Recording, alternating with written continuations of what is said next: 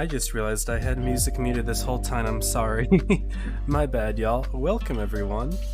Day 5, last day. I should probably say something in chat. Sorry, I forgot to unmute music. Oopsie. But hope that y'all are doing well. This is the last day.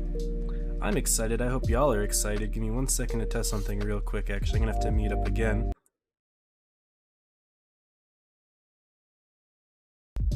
Alright, we're good. Cool. Yep. Sorry about that, but we're good now. I'll just turn it down. Hopefully this is a good volume. Alright, here we are. Last day. Invite coming out soon. Hope that y'all are excited for this one. Last day of the giveaway. Do ! Giveaway to fill out that form. We've already got 2 responses. And yeah, that's about really it. I guess we can go ahead and take a look at the bracket as we have been doing in the past. Let me really quickly get that all set up to look at here. The bracket, sometimes it doesn't want to load until I refresh the page twice, which is a little strange. But here we are. This is what the bracket is looking like. Maybe I can zoom it in a little bit better for y'all. Is this good? Might be a little bit much. Is that a bit much? It's fine, it's fine. Okay, so this is going to be the game that we start out watching. This is the losers finals. So right now we're in the top 3. And at this point, every single match that we watch is going to be winner stays, loser goes home. When Pramo plays Joker in about 8 minutes here, the winner will move on to the grand finals. The loser is eliminated in 3rd place. They still get a good amount of money, of course. This is a $10,000 prize pool, and I don't remember what the exact division is. Maybe we can take a look at the tournament description and kind of see what that's going to look like. But after the set, the winner will play leverage for first. Winner takes first, loser gets second. Loser of this match that we'll watch here will get 3rd place. And that's not to discount any of the teams that have made it this far. Of course, top 3 is amazing. All 3 of these teams, fantastic. So I'm sure going to see some awesome games, as yesterday's were very good as well. Let's go back in game here, and we can take a look at the tournament. Maybe see if we can get a look at what the prize pool is looking like. Not sure here. All rewards. Rewards aren't shown here because it's cash. It's cash. Maybe we'll take a look. Prize fund. Okay, so first place gets $6,000 divided between their 10 team members. Is it 9 or 10? I think it's 10. That's $600 a person. That's what's being fought for right here. Second place, $250 per person, $2,500 total. Also, all of these credits, I believe, are divided up. No. All of the rest of this stuff is for every single player. So these certificates are 5 per player, 80,000 for XP per player, 8,000 gold per player, 5 million credits per player. What's up, Raze, Sherman, Draconic, Tim, Salty? Good to have all of you in here. Caps, Aiden, Frostbite, AJ. Good to have all of you. I am excited for this last set. I hope you are too. So yes, looks like unfortunately SLG didn't get any money, but they still got some rewards. But so it looks like leverage is guaranteed at least $250 a person. Loser will get 150. Yeah, winner 600. That's a good tournament prize pool if you ask me. Definitely a lot, especially for a mobile game, but hey, no complaints. That is super cool. In between games, we'll be playing some skirmish. Skirmish is back. I've been having some fun with that today. It's been fun. Was so quiet? Yeah, sorry about that, y'all. I normally like to play music on a loading screen, but y'all just kind of had to deal with it. Do giveaway.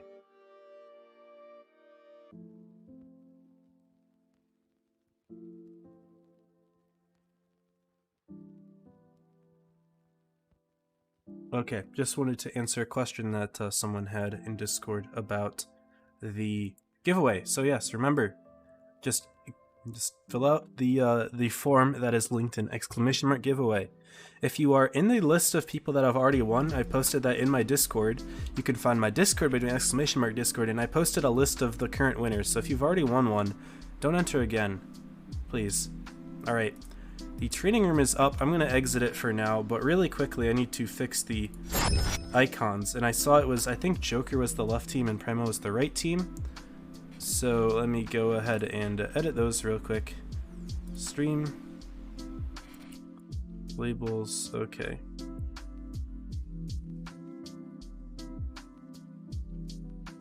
Joker is going to be the team on the left. Cool. Alright, should be all set. And again, we have a 3-minute delay going on right now. I'm not going to join that training room until 3 minutes, just in case people are watching, don't want to spoil anything. What's up, Tactical? What's up, Top Hat? Good to have you all in here. Hope that you guys are excited for the finals stream. This is not the finals, this is loser finals.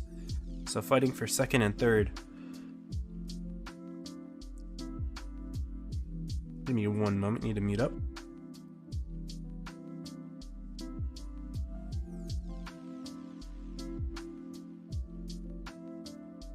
Alright, should be all good. I've been feeling a little sick this week. Past couple days I felt a lot better. Today I feel great, but had a little bit of a cough right there. Just comes happen up. What's up, Jisoo? Welcome to the stream. Good to have you in here. Y'all, if you're new, make sure to follow. Would love to have you back sometime. I do a lot more than just tournament streams. I also just do chill gameplay, replay analysis, etc. Occasionally a couple other fun things as well. Sometimes I play quick tournaments and stream them. You know, you never know what you're gonna get, but love to have you all back here sometime. And here we are. Looks like we can join the training room right now. And here we are. Team Joker on the left, Primo on the right. This will be a best of 7, as we have seen in every other set so far. However, the grand finals will be a best of 9, so that one will be potentially 9 games depending on how long they go. Excuse me. Okay. So the map list that we have here, the first one that you're seeing right now on the mini map below me, right there, that one right there, that is Desert Sands. That is what we will open on for the first 2 games. After that we will move to Port Bay, and then if it comes to games 5 and 6, we will see those on Dynasty Pearl, and then game 7, if it is a tiebreaker, will be New Bay. So those are the maps: Desert Sands, Port Bay, Dynasty Pearl, and New Bay. We have seen Desert Sands before, I believe. That was on Tuesday. We saw Port Bay, I believe. No, we haven't seen Port Bay yet. That one is new. Has not been seen yet this tournament. Dynasty Pearl we watched. I believe that was day 2 as well. Yes, day 2 is Dynasty Pearl. New Bay is also going to be new for the stream. So hopefully y'all are excited to see some new lineups here. Speaking of lineups, let us take a look at what we are seeing right now for both teams. Joker running double LTs. No, they're actually not going to have Assassin and the LT. I know he's normally the LT driver, but no, opting for 1 LT, 2 IS-7s, and 4 60 TPs, of course the staple heavy tank. Thanks for the follow, Amunity. Welcome to the stream. Pramo is going to be running 2 LTs here, which is what I expected to see. Tanner and Steven running those. 3 60s and an IS-7. So the only difference here is an extra 60 TP for a LT. Overwatch, welcome to the stream. What's up, Sam? With the face cam? Hell yeah, man. Good to have you in here, bro. I'm on a bit of a delay, so unfortunately can't respond to you right away. But good to have you all in here.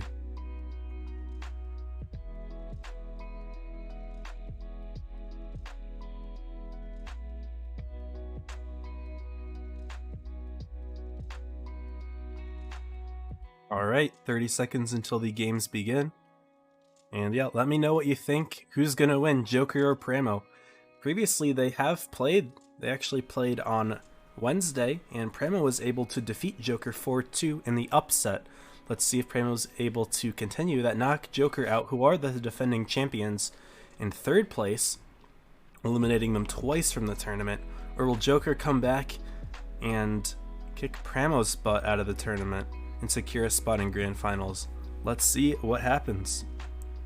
What's up, Oranges? Welcome to the stream. Here we are. Game number 1, Pramo Joker. Losers finals. Fighting for $250. And I should probably turn on the game sounds. Let's do that. Here we are. Game 1. Let's get it. Double LTs from Pramo, both spawning on the A side. And Joker's actually going to have a 60 TP spot. Also seeing some good sportsmanship both sides. You two saying good luck. Oop, I need to change my Discord notifications. Boom. Should be all set there. Won't see any more interruptions.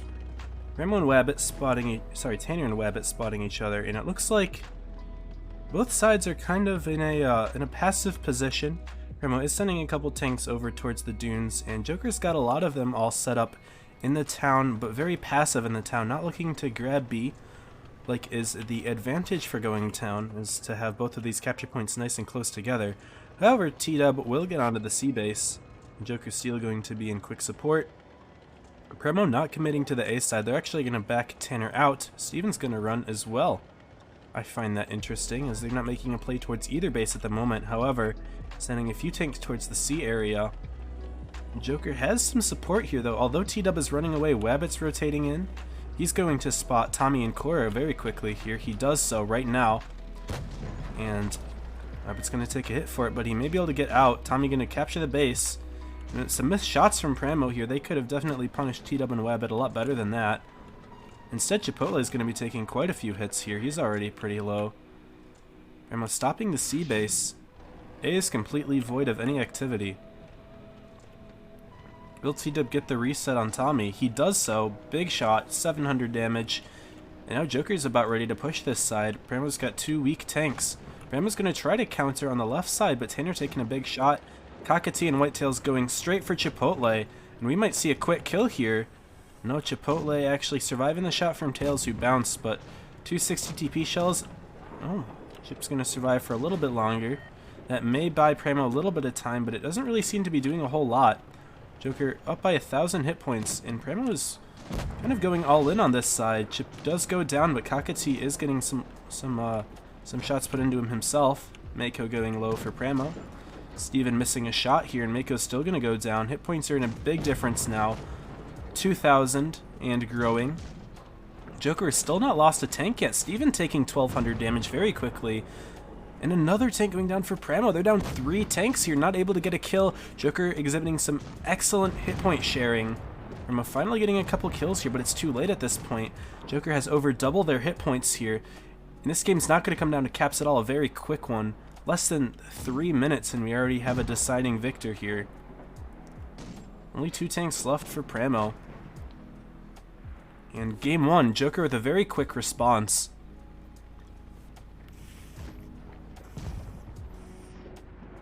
Yeah, big shot going into Tanner. And yeah, that's the end of game 1 pretty much right here. GG. What's up, Rob? Let's go, Pramo. Oh, yeah, man. Good to have you in here. Every War Criminal. What's up? Nelson, Cosmic, Minji, Hax. Everyone's in here. Good to have you. That is game 1. Joker taking it pretty convincing, out-brawling them for sure. I'm surprised that Pramo didn't go for the bases. Not that it really mattered. There was no difference here at all. But, did expect to see a little bit more of a fight there, but Pramo missing a lot of shots. Just getting out-brawled there, really. Not a whole lot else to say there. Let's get to our training room overlay for game 2 here. See some new tanks on the board for both sides. A Yo for Joker. A Concept for Pramo. We're only going to see 1 light tank on either team here. My goodness. It's going great, guys. Don't worry. It's going great. And yeah, Pramo looking to equalize this one. Of course, they fought very hard against Joker on Wednesday, and I expect to see similar results here. It's hopefully going to be a very close set. Would be impressed if Joker were able to come up with a 4-0, but something tells me it's not going to happen very easily. Pramo, of course, one of the oldest competitive clans on North America server. They go back very far. The clan family itself goes actually back to before clans were introduced. Krieg, which is the original clan that Pramo comes from, actually was invented on the forums before Update 2.0, which introduced clans to the game. I believe it was 2.0. So, they go back quite a long time. Don't know if any of these players were around back then, at least in Pramo. I know that Steven was around in 501, which is the clan that I was in, but not sure about the rest of them. But again, this clan goes way back. Joker, more of a new force, but they've proven to be quite dominant themselves.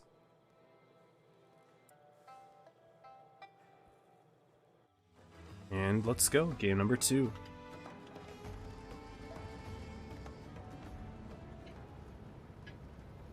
We're seeing Joker Steel saying attention to Sector 1.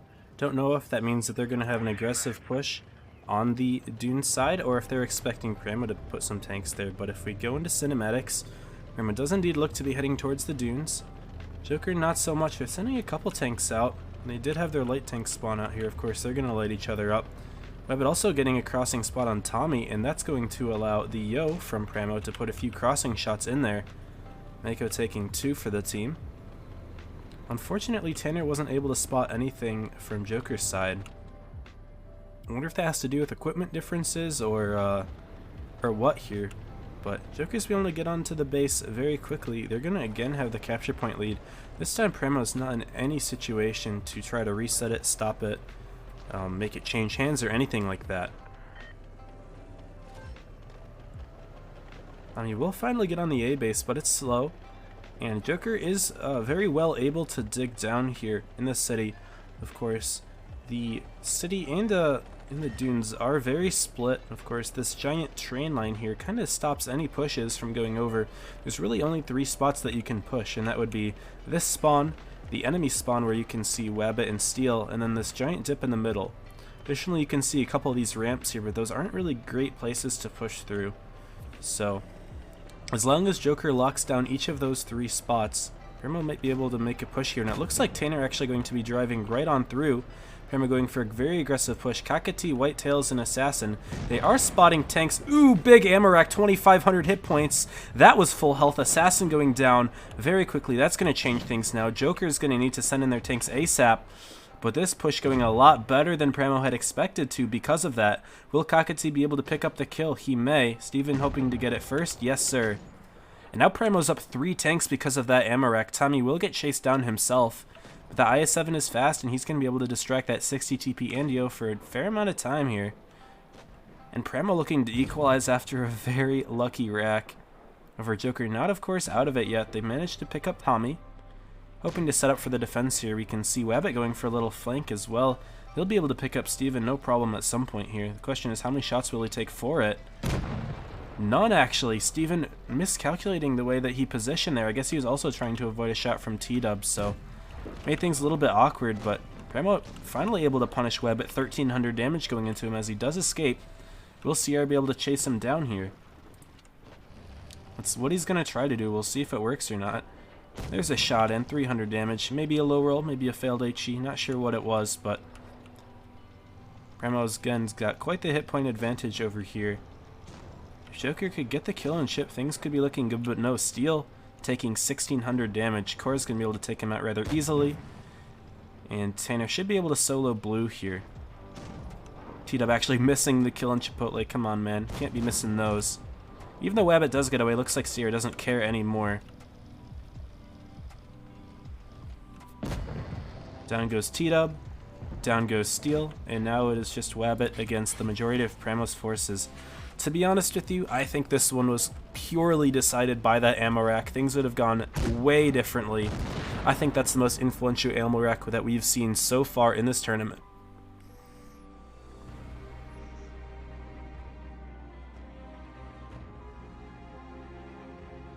Amazing play right there from Pramo, of course, but that Amarak definitely changed things quite a bit here. Unfortunate.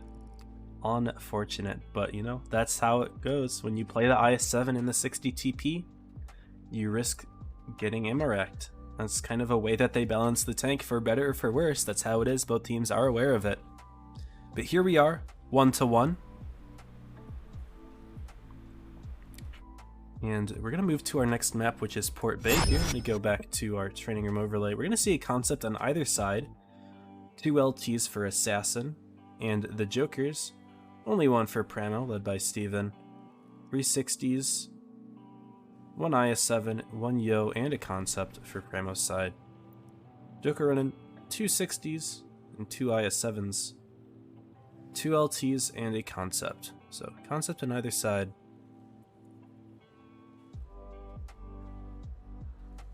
Alright, things are looking good. I'm glad that we're not going to see a 4-0 sweep. Will the set be close all the way up until the end? I hope so. Let's find out. What's up, USSR? No Mercies, welcome. Sherman, good to have you in here. Lomo as well. Welcome, welcome. Make sure to keep things chill in the chat, alright? Make sure. Thank you.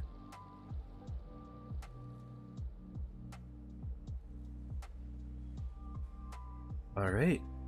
Game 3. I'm interested to see if Joker's going to send their light tanks to the seaside, or if they're actually going to have their IS-7s do that, because, of course, typically in pubs you do see the light tanks that commonly cross the corner, as well as medium tanks, but, you know, those IS-7s, as fast as they're able to do it, find themselves. What's up, Ferocity? Jasuya, welcome. Yeah, that Amarek, I don't know. I think that Primo had a pretty solid push going, but the Amarek just sealed things entirely. Hard to say.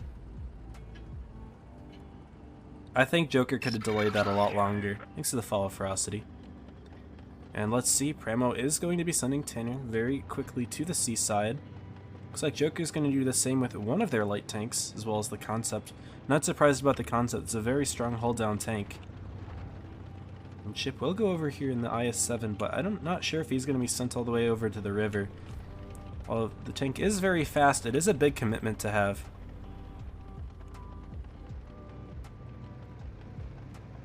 Joker on a very non-committal...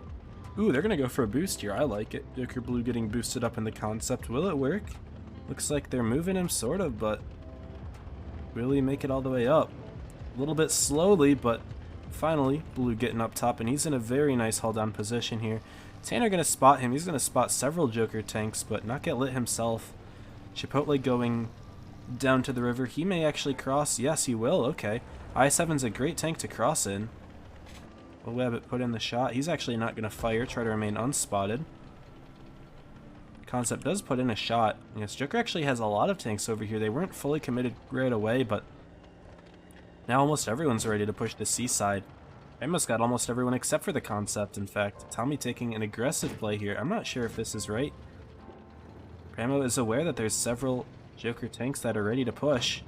Pramo is actually getting a few bleeds, and the Whitetail's taking a couple.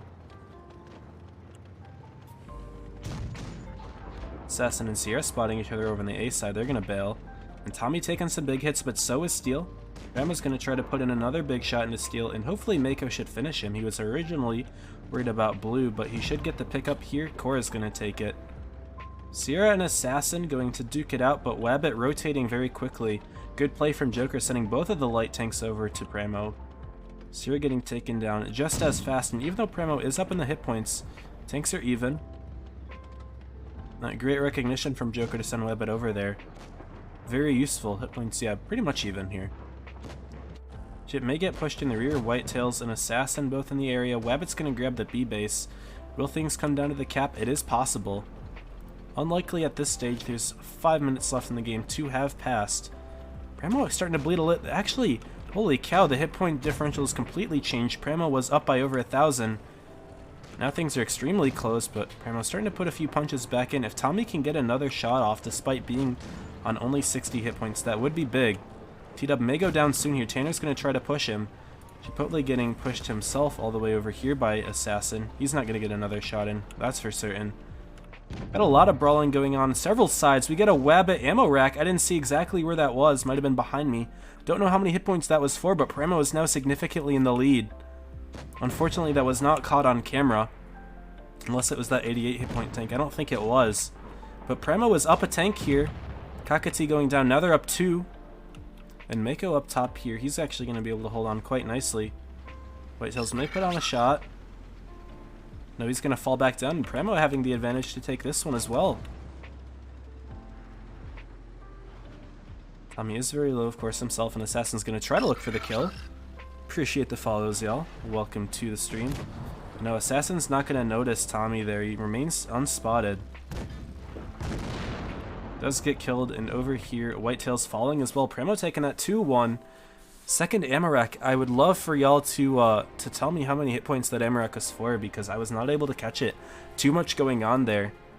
Pedals on both sides of the map. Very difficult to get my camera work in there. But Pramo now taking the lead, dropping the first game, but now they're up 2-1. Spawns will swap. We're going to see Port Bay again. Assassin looking like he's not going to change Joker's lineup at all here. Actually, no, he will swap out of that LT, go to the 60. I'm surprised that Wabbit's being the main light tank player. I mean, I know that he's very good with light tanks, and that's what he's done in the past, but Assassin is, of course, one of the best light tank players on the server, and that's his main thing. So, looks like he is delegating that role, maybe so he can focus on his calling. But other than that little swap, things are the same for Joker's lineup. Pramo keeping things the same from what I can tell, except they're actually going to get rid of that Yo, add another IS-7 to the mix, I believe. So 360s, 2 IS-7s, a Yo, and a Concept. Our last map we did see, or last match, last game, whatever, did see the Concepts going on completely different sides of the map, so different strategies for the tank. I don't really think Pramo utilized what the Concept is used for, of course being held down. It kind of just died in the city in a flat brawl with 2 light tanks. Maybe this time they'll use it in a better hull down scenario, but I did like Joker's creative boost with their own Concept. Unfortunately it didn't quite work out for them in the end, but was effective for as long as it could be.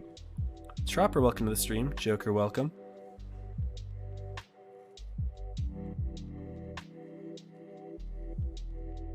Got some bins as well, thank you. Thank you, AJ, for moderating here. I appreciate you. And let's see. Number 4. Will Joker be able to equalize again as we move to our next map?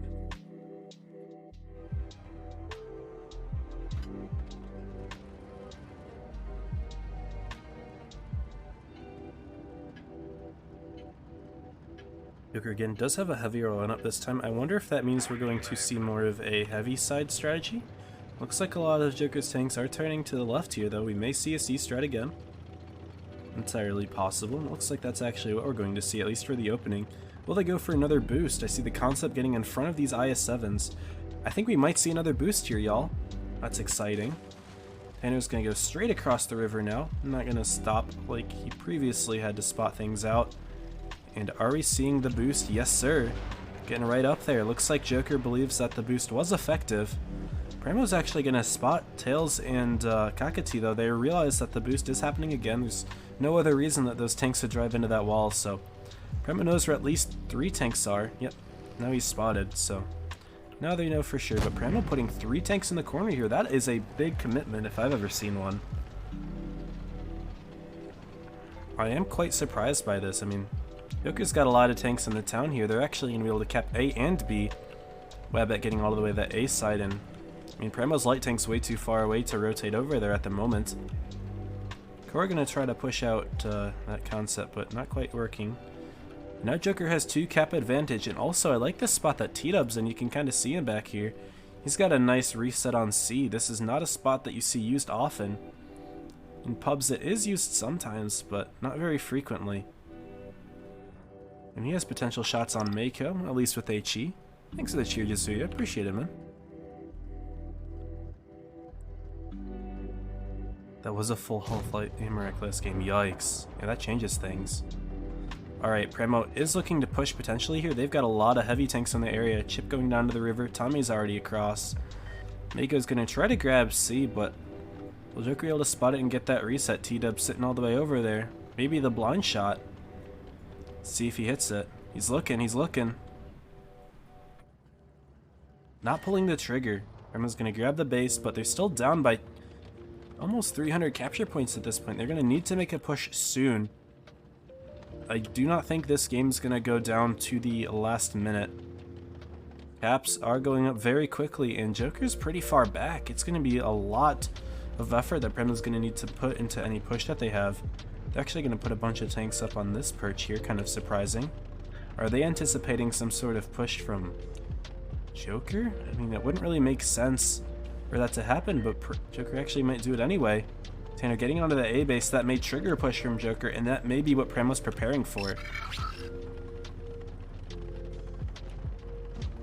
looks like Pramo's going to go for the B base. Wabbit resetting A. But lots of Pramo tanks coming down to the B base, and this may be where we see the final brawl go down. Steven and Sierra kind of sitting back. We're going to need to see them join in the brawl at some point. Capture points reach 800 for Joker. Tanner has abandoned the A base, and he's getting back to it. He's going to have a little one-on-one with Wabbit. Wabbit is up a shot here, though, so I expect to see him win that 1 versus 1. Whitetail's looking rather low himself. We try to get into this brawl. He goes down. Mako's going to get onto the B base here. He'll stop it at the moment. Kakati with probably the lowest hit point tank over here. No, Cora and Sierra going to focus on Assassin. No, Sierra's going to pass up and go for Joker Steal here. 1 versus 1. Tanner actually able to win that on Wabbit. Maybe Wabbit bounced a shot or two, but that's a throw right there. Tanner just can get on the A base and stop things. Pramo out brawling Joker yet again. Assassin going down. Pramo hasn't lost a single tank yet. Chipotle finally going down, but Joker's only got 2 tanks left. It's 2 on 6. Pramo out brawling yet again, stopping the A base. There's no way that they lose this now. Joker Blue going down, and now it's just teed up against 6 Pramo tanks. To make matters worse, they've all got the same camo. They've got brothers in arms skills from that. Come on. Don't see any of that from Joker. Maybe that's why Pramo's able to win this one. They're going up 3-1 against Joker. Outbrawled again. No Amarak to determine this one. Thanks for the sub, Jasuya. Much appreciated. Welcome to the stream. Good to have you in here. That's game 4. Are y'all surprised by this or not? I mean, it's hard to say if I am. I mean, of course, Pramo did just win this set, but, you know, this is not the Joker that we're used to seeing. They're a very mechanically skilled team, and to lose in such a convincing fashion is not something that you expect. I mean, given this is Pramo, which is a very good team, but so is Joker. We're going to be moving to Dynasty Pro here, and last time we saw this game was actually Leverage versus MM.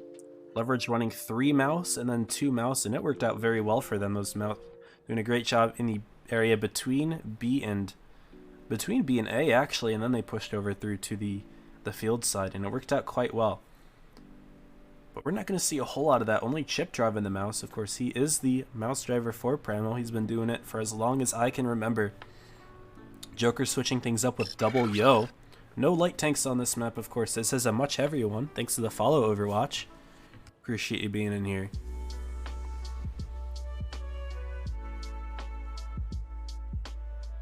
Steel running, sorry, Joker running 360 TPs. Sorry, Steel's one of them. Pramo also running 360s, but we're going to see a 113 for Pramo as well, so this is new.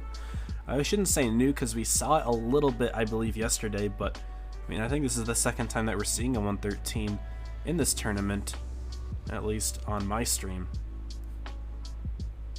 Double IS7 on both sides though, so that's standard. The only difference here is double yo for a mouse and a 113. This is a pretty big difference though. I wonder if Pramo is going to try to go for a kind of a BC side push here. That would be my guess with the mouse. Not sure where those yos will be placed. They might be some sort of trapping tool. Not sure how Joker will use those, but we're about to find out. Game number 5. Pramo looking to eliminate Joker with this game. Joker looking to hang on for dear life. Will Pramo pull a Warriors and blow a 3-1 lead? They almost turned around a 3-1 lead that Leverage had on them yesterday in the winners finals. Make sure to watch that, by the way, if you haven't. That was an amazing set. I loved it. It was great. But, I mean, spoiler alert, you can see Pramo here in the losers finals. You know how it ended. But great set here. Man, I love how on Dynasty Pro you can get so high up into the sky, kind of watch all over the map here. What we're used to seeing is, if you can see this kind of middle area right here, this is usually where the mouse ends up going. Will Pramo send their tank there? Chip is, you know, slowly going along. But we will see a full C brawl here. Chip will be turning. No, he's not going to go quite in the area here, but we are going to see some spotting going on. Thanks for the best, Jasuya. Appreciate it, man. Shots are being traded a little bit. Looks like Steel and Wabbit kind of running into each other, messing up some of these shots, but lots of pressure here on the far side of C. Shots are being traded. That 113 is a very scary tank from Pramo. That tank has best DPM of any heavy tank in the game, if I recall correctly. Durga's gonna have a lot of their own yos over here. Tito taking another hit. Joker actually way up on the hit points right now. We're seeing a lot of bleeding. Mako having taken a ton of damage. Chip's gonna try to start something with his own push here as the mouse. Steel and T-Dub Not worrying about him, though. They're going to put a shot into Steven. Premo's going to go for a push on this left side. Tommy here, though, but it's kind of a weak push. Cora actually falling back, and now Tommy's just completely isolated. Bit of a miscommunication there from Premo. They can't push with Mako being as low as he is. That's a bit of a mistake there. And I think Joker's going to be able to punish that very nicely. They're up 2,000 hit points right now. Let's see if that changes. With Yo's... Oh, Yo missing his first shot. Doesn't matter, though. He does get clipped out. Tommy goes down, but so does Whitetails. Looks like Premo's going to try to go for a push of their own, get the kill on T-Dub. Tanner about to secure that one if he hits a shot.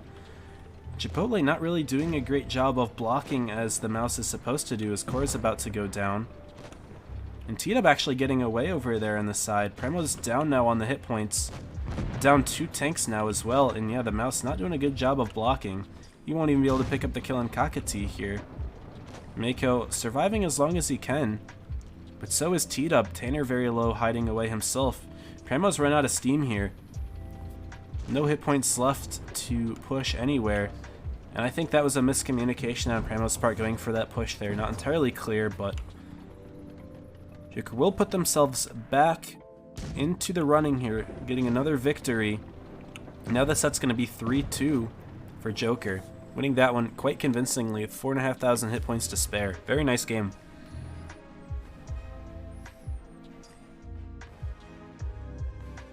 Don't know why Premo did what they did. Like, I understand why they wanted to push, but you can't push there, and especially when one of the tanks that you need to push with, Mako, had already bled so much. That initial bleed was a big difference. It really limited what Premo was able to do that game. 5,000 damage for Steel. Did we see an Amarak there that I missed? I might have missed an Amarak. 8 shots? No, I don't really think that was an Amarak. I think that was just some good shooting by Steel. Congrats to Joker for picking that one up. 2-3 now. Of course, Premo only needs to win one of these next 2, but Joker's not going to make it easy for him. Now going for a hyper-modern strategy here. 460 TPs, 3 IS-7s, not messing around with any of those other extra tanks. Who needs them anyway? Premo actually running a very similar lineup themselves, only keeping that mouse instead of an IS-7. Looks like they believe in it. I don't really think that Chipotle used it to the best of the mouse's ability last game. Definitely left a little bit to be desired. Hey, Mev, thanks for the bits too. Hey, I appreciate y'all doing this. I'm sorry that I can't really address everything because I'm in the middle of a tournament stream, but of course, I appreciate all of you. Welcome to the stream, Jasuya. And yeah, I hope that y'all are enjoying the set so far. 30 seconds until Game 6. Hoping that we get to see a Game 7 here. Of course, the map that we're going to see that on will be New Bay. If it does come to it, had to check that there just to make sure. But I'm looking to seal it right here and there. The winner of this game has a shot of fighting for $6,000, which is the first place prize. Second place, of course, nothing to complain about. You get a cool $2,500 for the team. Whoever loses this set will be rewarded with $1,500 for third place.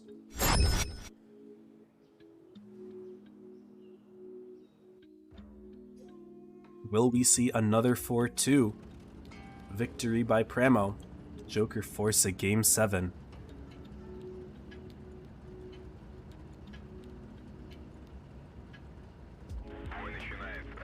As we take to the skies. Looks like Premo's going for a much different strategy here, not committing so many tanks to the C area. Joker actually going very aggressive on the C side. Looks like they're going to boost Whitetails. Is he going to go for a fast cap of B or C? Don't know.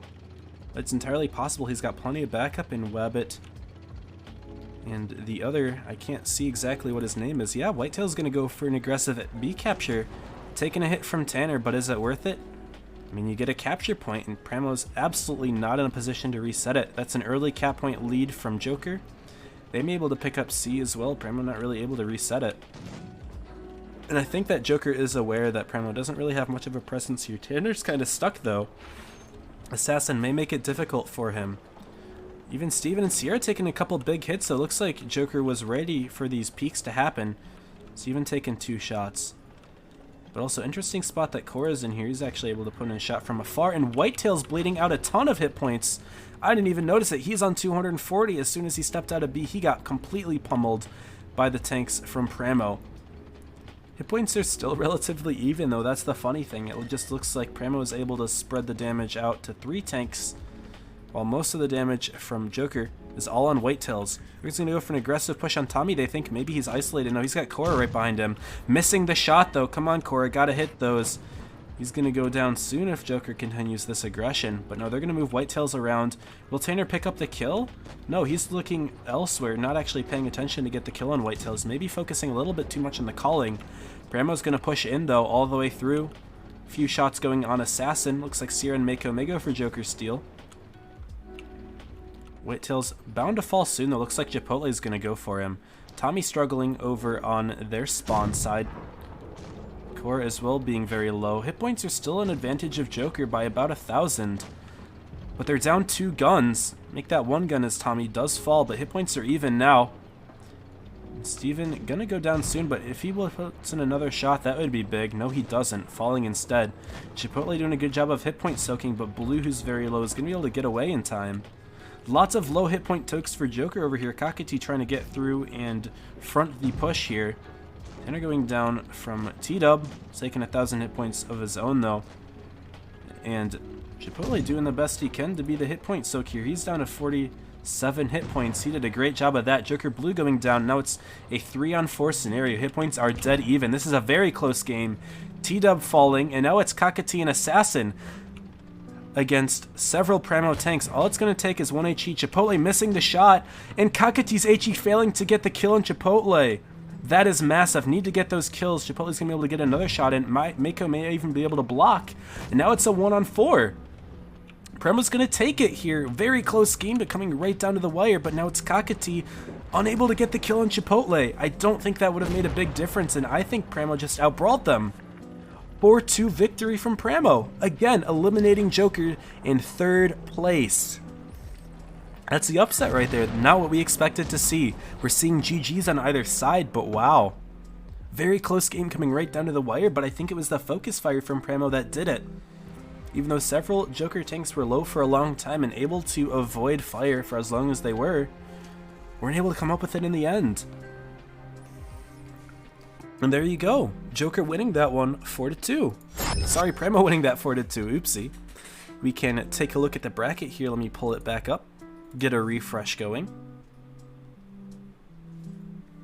Oh, looks like it hasn't quite shown up on the website yet. We'll give that a moment for that to happen, but there's the set. Joker falling to 3rd place. I mean, of course, top 3 is impressive. To make Pramo, Joker, Leverage all very strong teams, and there were several other strong teams that didn't even make it to top 4. That's very surprising to see. You know, Joker, of course, having been dominant for as long as they were, are they starting to fall out of grace? Maybe. They have had a couple roster changes. Of course, MJ and Yarrow dropping the team. Thanks to the follow, Tio. Appreciate it. The MJ and Yarrow dropping, they picked up Tommy and Amarex instead. Maybe that change was big. Who knows? Check the website again, see if things have refreshed. They have here, so we're going to go ahead and pull that on up. Right on here. This is what we will be seeing as the grand finals. This will be a best of 9. Leverage, which is the team that actually split off from Pramo's own feeder, Purple, this very season, going to be fighting against Pramo in the grand finals for $6,000. It's a lot of money. $600 per person. Not too bad at all. And Pramo eliminating Joker twice from the tournament. That's gotta burn for them. Hopefully they keep their heads up, and in the future we're gonna see some more great stuff from Joker. But maybe a couple more roster changes are needed, who knows. But yikes. Did not expect to see it so dominantly, that game there. I mean, that one was a lot closer, but I mean, Pramo looked like they had a hold over that set for sure. And again, even that full hit point ammo rack on that light tank in the one game, that was a big change. But the ammo rack on the what's it called, Desert Sands game, I don't really think that one was as decisive. But still, unlucky for Joker. Unlucky. You know, I'm starting to convince myself that maybe it was just unlucky. Who knows? But you know, RNG is a part of the game. It is what it is.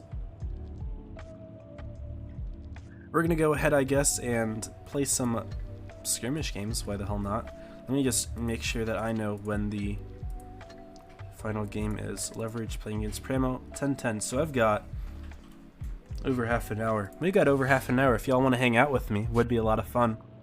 But I guess we'll just go ahead and play some skirmish. I've been having a lot of fun playing the light tank. And just YOLOing. It's a lot of fun. Just, you know, because it doesn't matter. It's skirmish, right? You can make these aggressive plays if they work. It's fun. I love playing aggressively in this tank, and I enjoy it. But if not, you know, if it doesn't work out, you can just exit and go to the next one. How is that an upset? Joker's the defending champs, Rob. Joker is the defending champs. Quite convincingly, too. Yeah, we're gonna see a reset, or a rematch of yesterday's matches today. I think that'll be fun. Primo versus Leverage. That was an exciting tiebreaker set. Maybe we'll see that again today.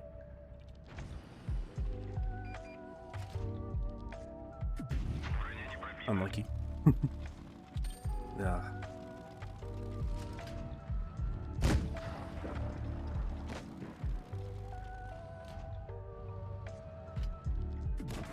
Clearly I'm botting out. Okay, that's great. Yeah, go over there. Hey, lit. Yeah, I am. Oh, our waffle goes down. Let's just push this. Why not?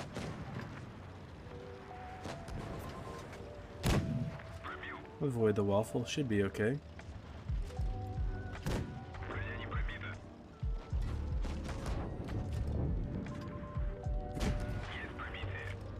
Our team's bleeding quite fast, though. Not good. Yeah. I might go down this game. That's fine.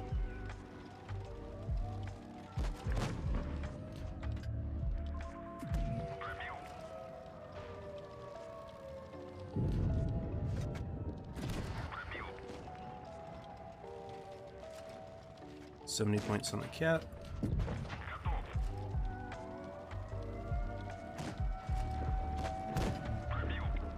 I don't think I'm gonna get there in time. Oh, that block was big. Yeah, rip. Unfortunate. Team bled a little too quickly there. Make sure to join the giveaway, by the way, everyone. Let me know what your predictions are as well for who wins the set. Joker or, sorry, Primo or Leverage. Joker's out of here. I want to get a better map where I can play aggressively. Thanks to the bits, Yasuya. 1,000 bits, Primo all the way. Hell yeah, man. I'm pretty impartial. I've got friends in both teams, but I don't know. I would love to see Leverage win. I think it would be pretty poetic considering they just split from the Primo family. Would be pretty damn cool.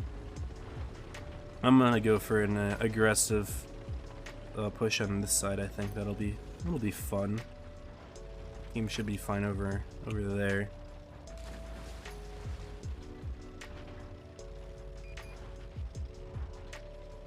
Nelson, I see what you're saying. 2 massive hit point Ramorex. Those were big. I think that the one mattered.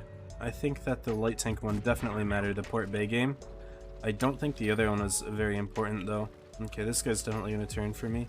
Ooh, him over here. Okay, I'm actually dead. They both going. Yikes.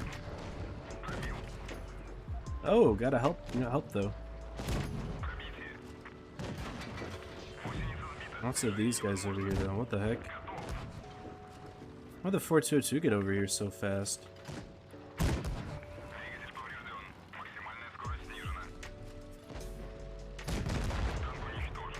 Rip. You're in a 3-on-3, should be fine. Yeah, I just like being able to make aggro plays and not caring about the consequences. Next tank will play like a leopard.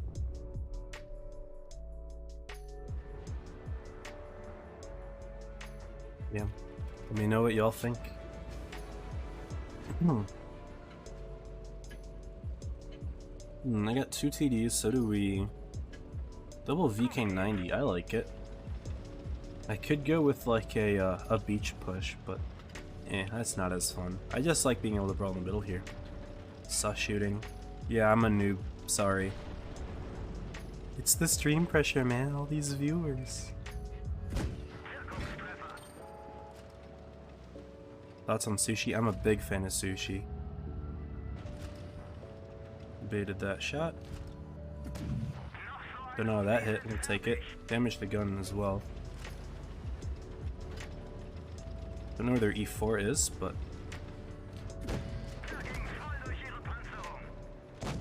get him. Yes. Come on, gun. He's gun depressed. Love that. BK90 can hold up top. We'll hold down low. Might actually be able to push across, take a hit from the Foch, and get the kill. Nope. That chat was smart. BK90 kind of abandoning. He goes for the kill. That's fine. Alright, Grill help out here. There's the E4. BK90 is gonna go aggro across. I think this guy's reloading.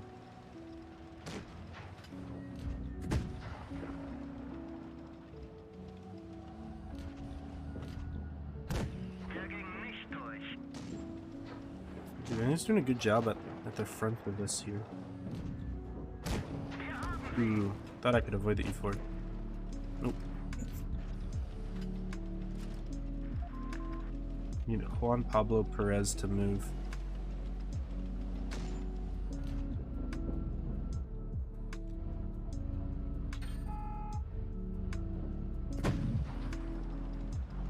Let's go up top.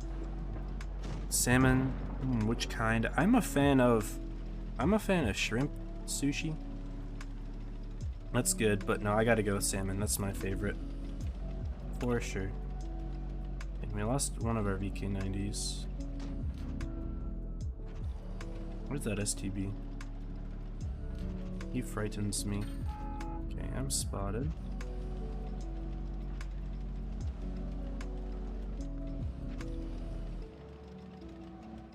We lost all their hit points.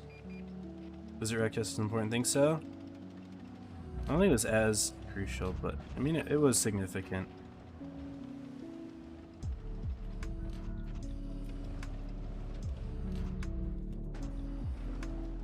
What do I do here? I can pray for the average roll, but this is a 50-50 on if I kill him or not. Oh, fuck. Oh, got the bounce. As soon as I look away, he peeks out in front of me. That's convenient. Monster 183 though, he was our only decent hit point tank. Shit.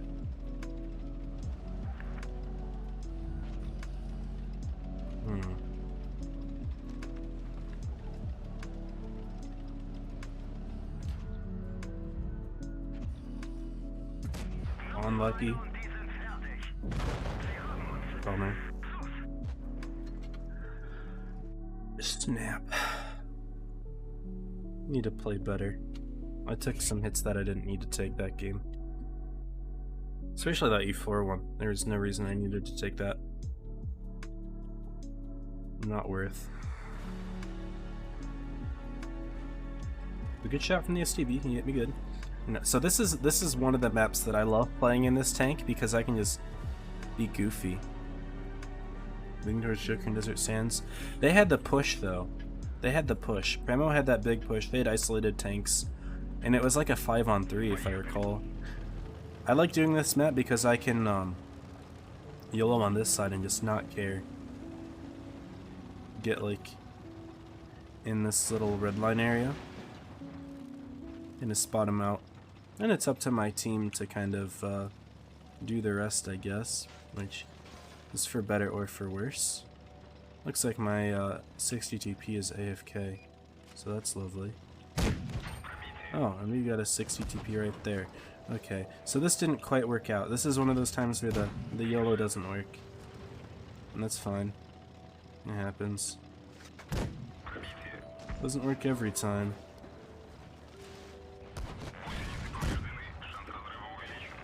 No, we got an AFK teammate for the longest time.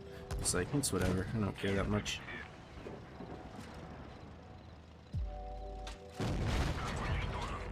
It's fine. See, that's the nice thing is, it's skirmish, so it doesn't matter. I think it's fun to rush that side. I enjoy it, but it doesn't always work. Leopard's still in game. Fuck it, concept. Alright, we can play a little bit more chill. Leverage on top thinks so. Respect. I like leverage. I think they looked great past few days. A little bit suspect against MM in my opinion, but I think they've pulled it back since then. I don't really know, but they were very evenly matched with Pramo when we saw those games yesterday. So, hard to say.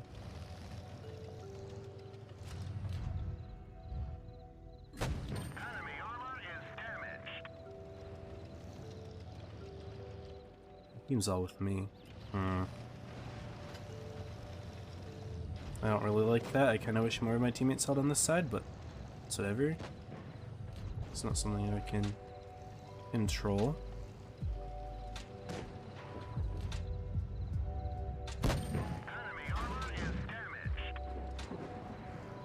I guess that'll be me then to hold this side. Oh, my leopard went very aggro.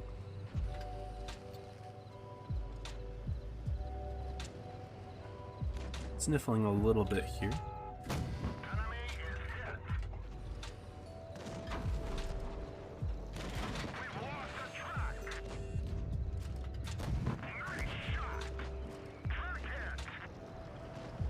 Yeah, leopard's dead. I don't know what the leopard was thinking. SOS. Bro, come on. Both of you are dead. What am I supposed to do to help you?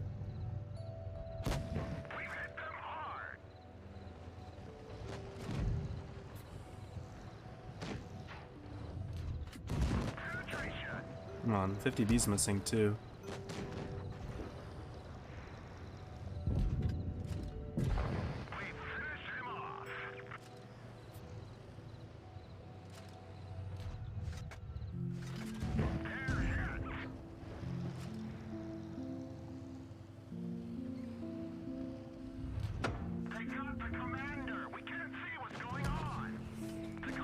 Not a great team, unfortunately. That is what it is. I'm probably gonna get HE'd here, actually. Yeah. Unlucky. Grandma to push, not Joker on dessert. Yeah, but they were pushing. They had the push, is kind of what I was trying to say.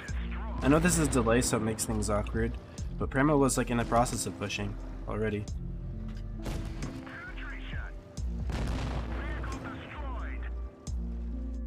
Rip. I don't know. Like, it was big, it was huge. I don't think it was as influential. I guess that's kind of what I'm trying to say. I think Primo could have still, like, very realistically won that game. Having the advantage they did. We ended up winning that leopard game, okay. Solid. I thought we lost it after I died. On the concept again. We keep going here. We've still got about 20 minutes.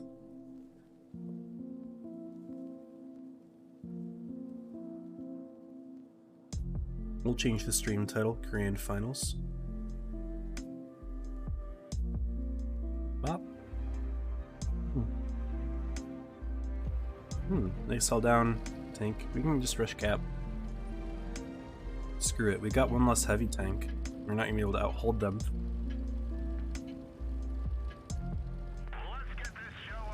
Not when they got a Kranvan and a Motion.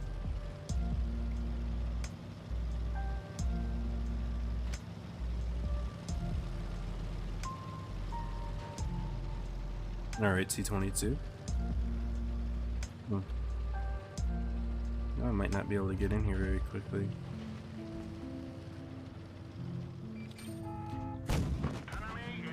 I would have definitely been down if that C20 didn't run into me.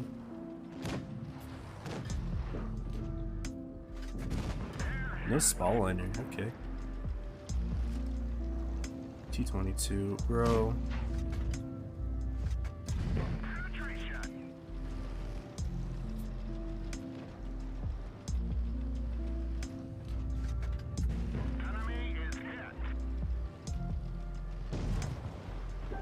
There goes.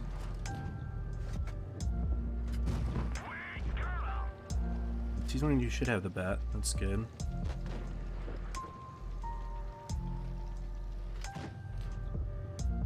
No gun oppression.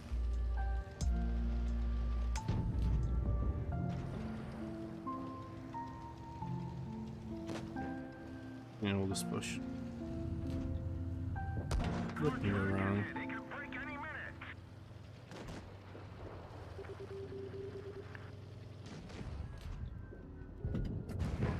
Badge head down.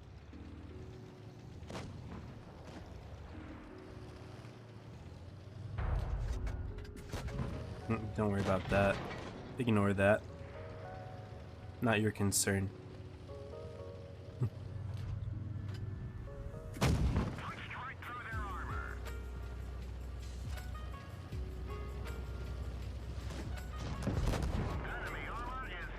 There we go. Just a simple game, didn't really have to think a whole lot.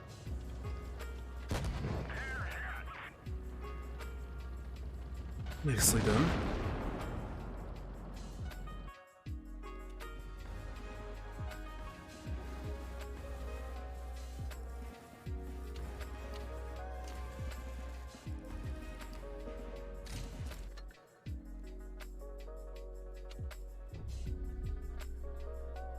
Now this map I like to be a little goofy on. Sorry for flicking my camera there. I was getting my hand on my mouse. This map I just play a little goofy. I'm just gonna drive straight on the base. Who cares?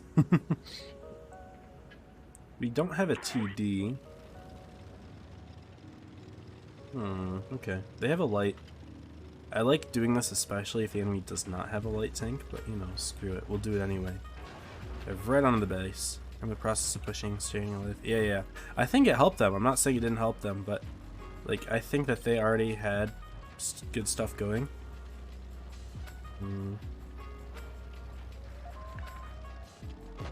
No one on my team's gonna reset this base. That's the issue. We don't have a tank destroyer.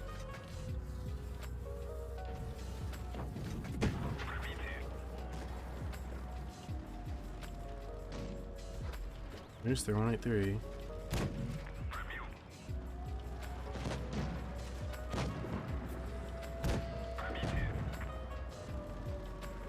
Screw it. Full send.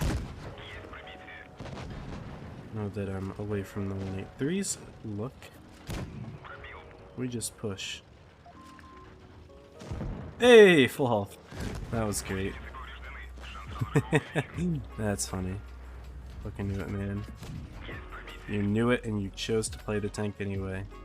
I know I can get shot here, so I'm gonna keep moving.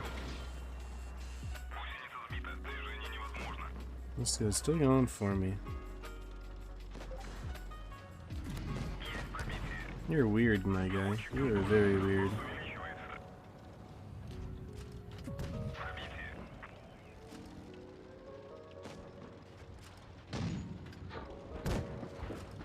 Fired. Yeah, unlucky. What a complicated brawl. It would have complicated, that is true. I can agree with that.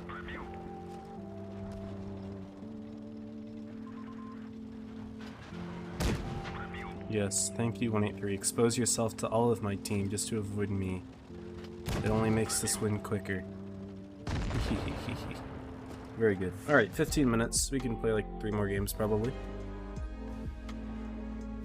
Good start with the LT, yeah. Tanner was very sneaky.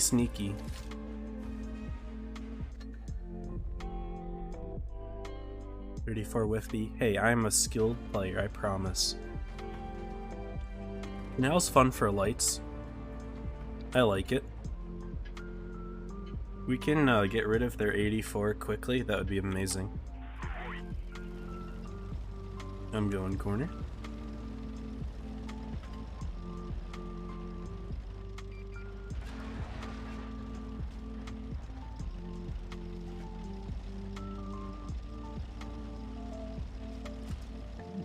$4,005 over here. Okay, this will be tricky. No, maybe not.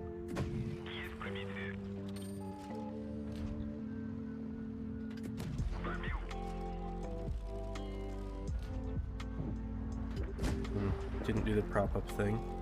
4005 is not looking. Easy game. This guy's got stall. 291's going down. Oh boy.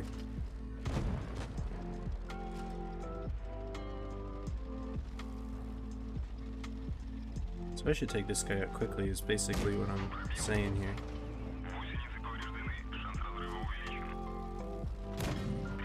That's not how you do it.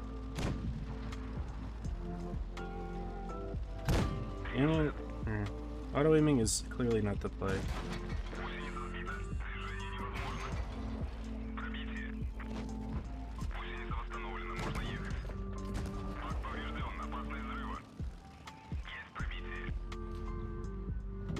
"4005 is so clueless.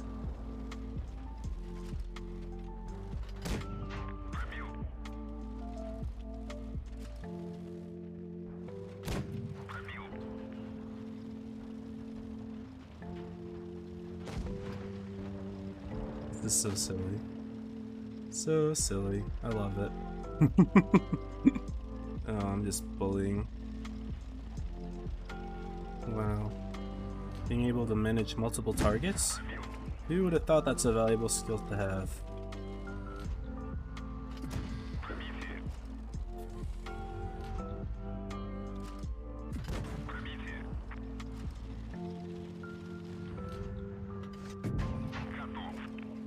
The whole time I wasn't even spotted. Alright. GG. That was fun. I love playing those games where you can just, you know, outplay one at a time.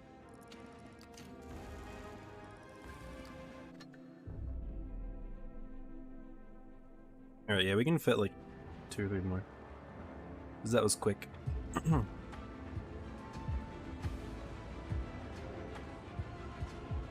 Love the light tank, by the way. I don't know how y'all feel about this tank. I'm happy that it is making waves on the meta because, man, it has been so long since they've introduced a tank that breaks the meta, like, or shakes it up without, like, you know, being a heavy tank. Because, of course, the Kron and the Yo and the 60 TP and the Concept, all, like, are very strong heavy tanks, you know? We haven't seen anything that's, like, non-heavy shaking up the meta really since, like, the Sheridan missile, and I mean, that's gone, so it's like, we're finally getting it. Don't know where their SU is, but we can probably play pretty aggro on this side, because we got a lot of backup. Get down low here, don't get spotted. Maybe there are tanks all the way over here, we'll see. But, lit by the motion.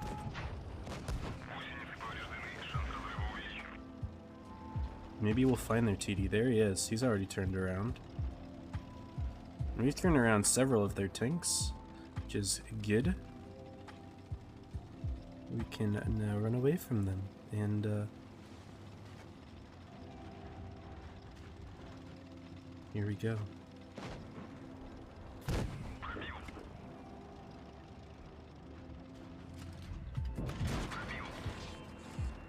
Oh shit, I accidentally used my repair kit there.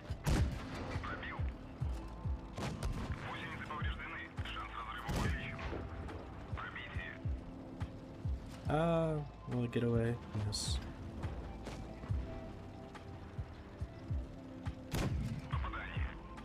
Once that shot, sadly. No, E5's smart. Respect. I drove in front of those two, so my mistake there, but we're fine to win this game. I'm a nub. Favorite tournament streamer. Thank you, Ferocity. I appreciate it. I'm glad that y'all think I'm doing okay. You know, I'm very new to this whole thing. Relative to pretty much everyone else. I mean, there is a newer streamer who's doing it now, N9, who is on Twitch. But, you know, I still feel relatively new to this, considering the first time I ever did this was spring of last season, or last year. So almost a year. Probably like, yeah, 2 more. This and 1 more, and then we'll probably have the room invite.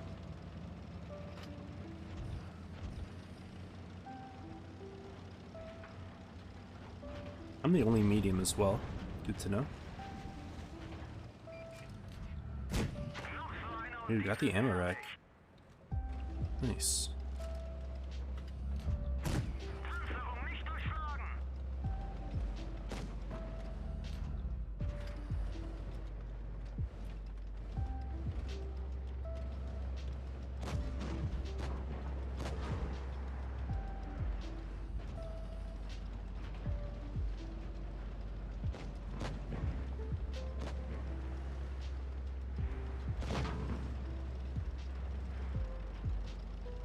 We just rushed this guy.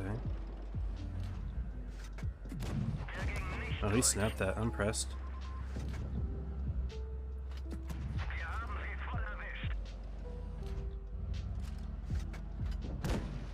Let's break his gun.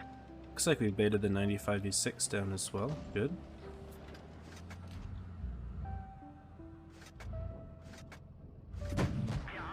Trying to break that gun.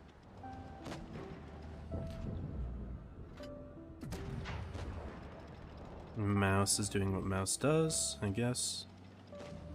Nah, I peeked too far, that's my mistake. I messed that up big time, and my mouse is yelling into 3 tanks, and my TDs can do nothing about it. So that's lovely. Let's leave my VK for now. And yeah, I should not have poked how I did. That was a mistake. May lose because of that, actually.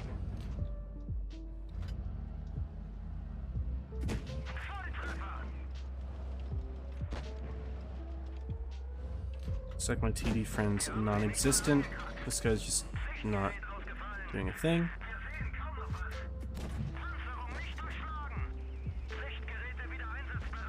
Bummer. Everyone on my team played as individuals. This guy's clipping, guaranteed. No, he's got one more. Yeah. VK YOLO'd. This guy's on a couple hundred hit points. This guy shot. 2 in. Everyone on their team is low. Most people on their team are low. My team is just fucking garbage.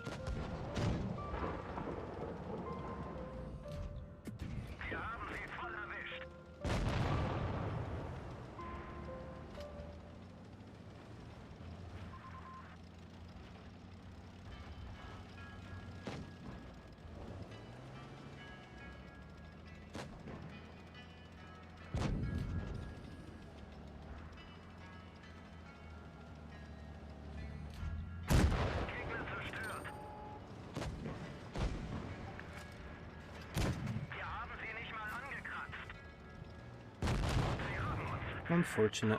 Well, do we play one more? Yeah, let's play one more. Alright, invite is at... Oh, 9. Yeah. We'll play another. Because we don't want to join the room until there's 3 minutes left anyway. Thanks for the follow, Ventrex. Welcome to the stream. Appreciate y'all in here. I hope I didn't miss any follows. Capybara followed. I missed that one. And Nub, that was like an hour ago, but appreciate all of you. Sorry, I'm not able to read everything that goes down.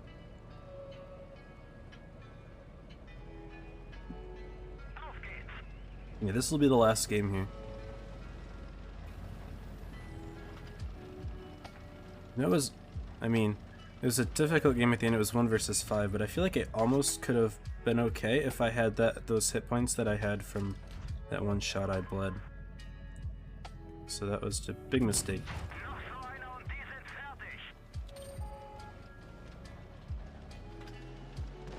We have an AFK as well. Oh boy, this will be fun. This guy's kind of overextending though.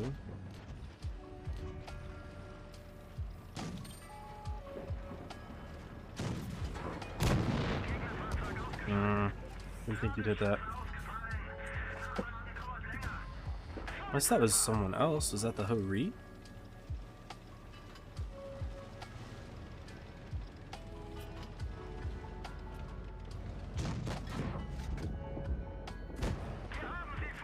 I'll take this shot with the master to clear.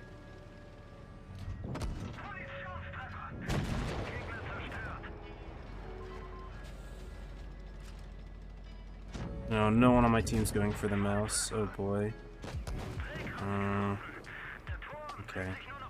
Is he Immorect? He is. Okay, I'm just out of here. My team doesn't give a fuck about this mouse. Okay. Can't stay for long. Thought you'd stop in. Hey, appreciate you being here, Meisner.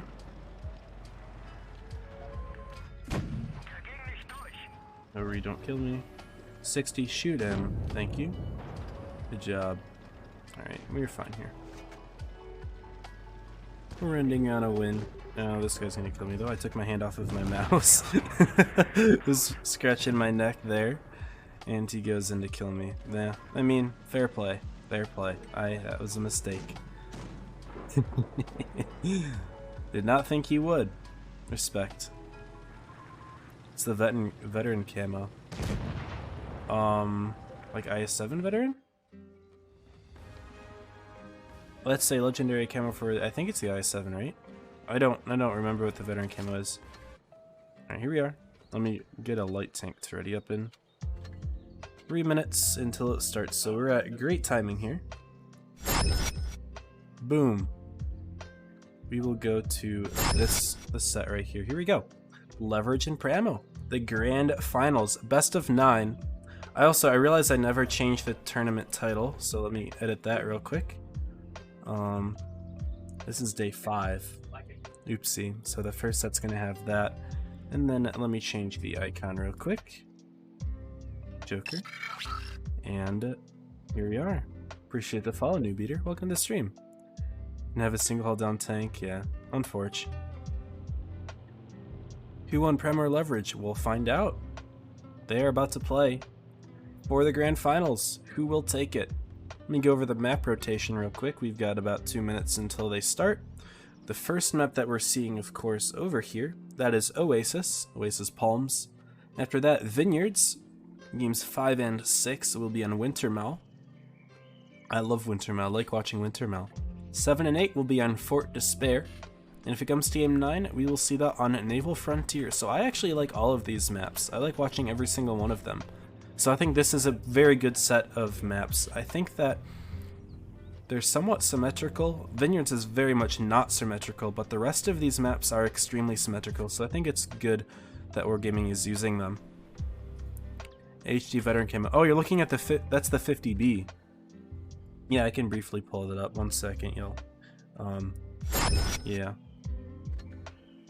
50B. It's not the veteran. It's just like an attachment thing that I have set up for it. Where are my French tanks? Are they all over here? Yeah, it's just attachments. Looks cool. That's all. But I will go ahead and pull the light tank back up. We're gonna see Leverage running 2 LTs, looks like. Ranger and Lightronics, okay.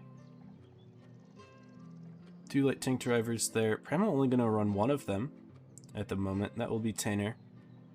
Leverage with 4 60s and an IS-7. And Premo with 3 60s, 2 IS-7s, and a Concept. So they're gonna have a Concept in the mix as well. Another fun tank to watch. Of course, one of the new busted Tier 10 heavy tanks that's been added recently, but not making as big of an impact in the competitive scene as many of the other recently released tanks. But yeah, here we are, 20 seconds until the battles. Leverage has had plenty of time to prepare here. I'm sure they've been practicing for the past couple hours. All 10 of their players are in here. Got 3 reserves just in case anything does happen. And I'm sure that they switch people out because they specialize in certain tanks as well. So, Ramo really didn't have a ton of time. They had about probably, yeah, half an hour to prepare. Hopefully they've got plenty of practice from the other nights as well. And here we are, Oasis Palms, game number 1. This is the grand finals. Ramo and Leverage, who will take it?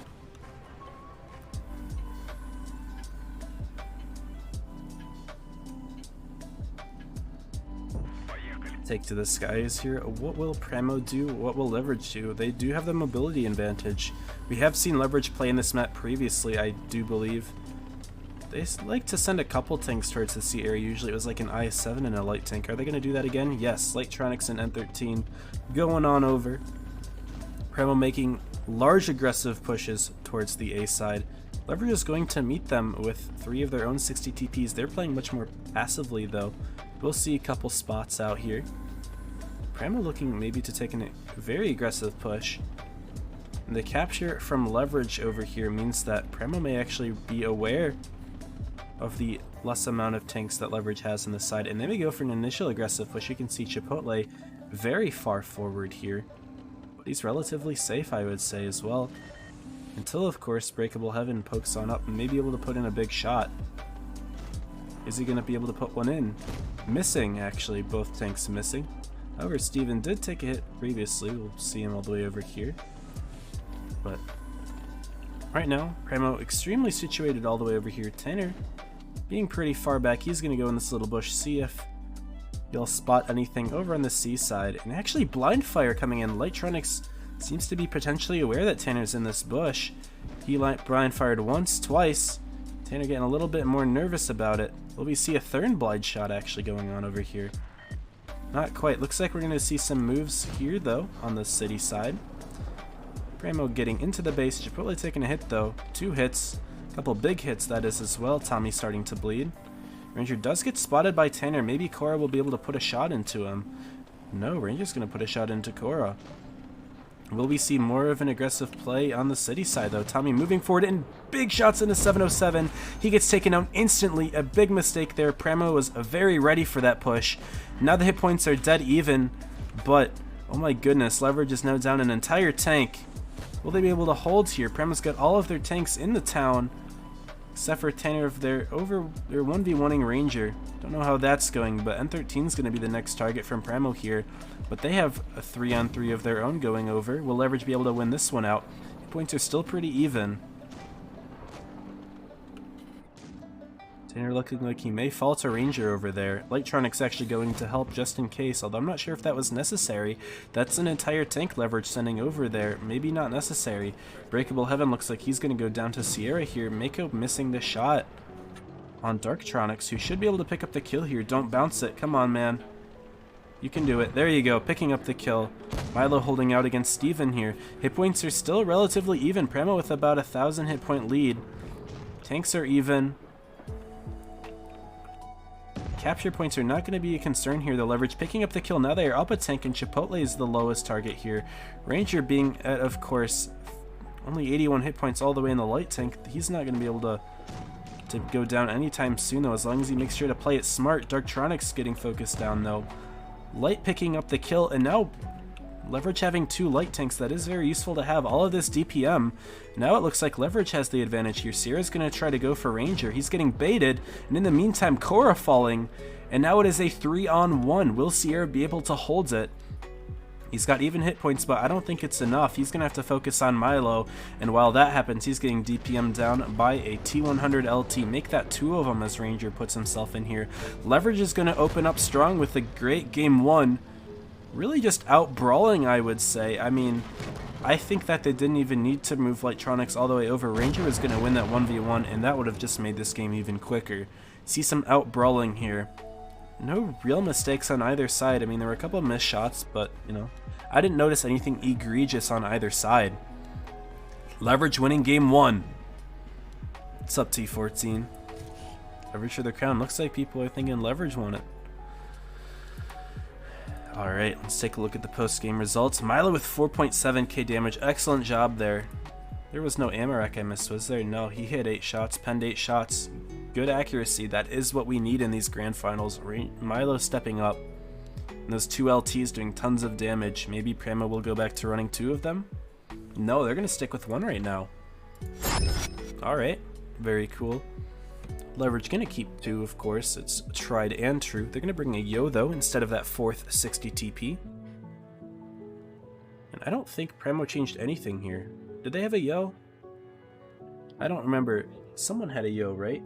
I don't know. I'm going crazy. But 2 IS-7s, 360s, a Concept, and an LT. Leverage with a great start, though. That was awesome. Great game. They need to keep it up. Hopefully that they are all warmed up now.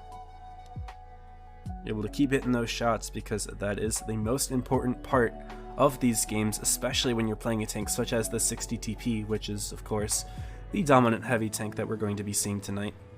As with every other night. I mean, it is what it is. But you need to hit those shots, because that massive alpha damage, you got a long time between reloads. That's like a third of your DPM gone if you miss a shot, 1/4 of your DPM.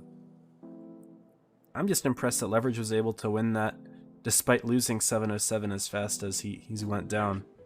Big mistake that he made, but, you know, didn't seem to matter. Hopefully Leverage makes less of those mistakes for this game, though. We'll see how it goes. Game number 2. Pramo Leverage, Oasis Palms, Grand Finals. Winner taking home $6,000 for the team. Loser walking away with $2,500 and a good second place, so nothing wrong with that, but of course, you want to over double your prize pool if you can. Looks like Pramo's going to be going either side of the map here, sending a few tanks to the seaside, a couple IS-7s to accompany Tanner. Electronic's going to light him out here. Will he take a shot? He's on a very high hill here. No, not going to take any damage for it. Leverage with more of an approach in the AB area. Looks like they're going to situate their heavy tanks to try to snipe at anything that shoots Electronics. No one ever did, though. Tanner and Chipotle both getting spotted. I don't think Tommy was ever lit, though. Pramo is going to get on C, and I don't know if there are any resets. Does N13 have one? Looks like he will if he pokes up. Chipotle may be able to put a shot in, though. Is N13 going to go for it? No. Pramo's going to take the base. Or bouncing a shot off of N13. Unspotted, but now they are more aware of what's going on here. So Leverage down the caps. We have seen in the past that, you know, Leverage has struggled to fight back from the cap disadvantage, but of course they have absolutely squared up since the beginning of the first few days of the tournament. Would not be surprised to see they have made some improvements since then.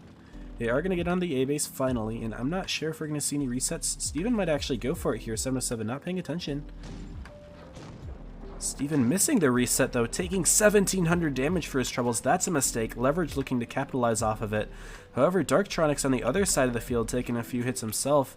Hit points are still dead even, and now there is a clear weakness that both teams have. For Leverage, though, it's their own spawn. N13 and Darktronics here holding it alone against several Pramo tanks. That's 5 of them right there. Leverage is going to try to punish, 4 of them. Leverage is going to try to punish the remaining ones in the town area. But that may not be in time. N13 going down extremely quickly. Darktronics will get his final clip in, but he will fall right after, as will N13. However, Steven getting picked up too. Leverage needs to pick up Mako and Korra.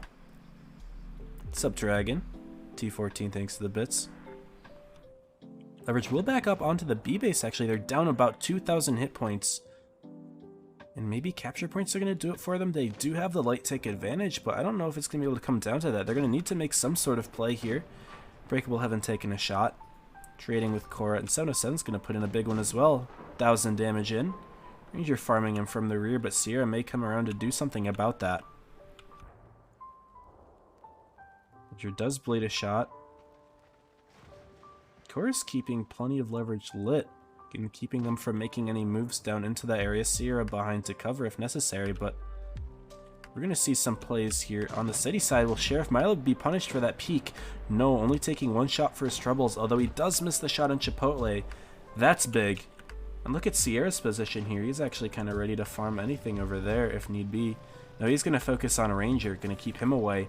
That is useful, of course. All that DPM being invalidated by that Concept 1B. Milo taking another hit, and I think he missed that shot too. He's going to go down for that very easily.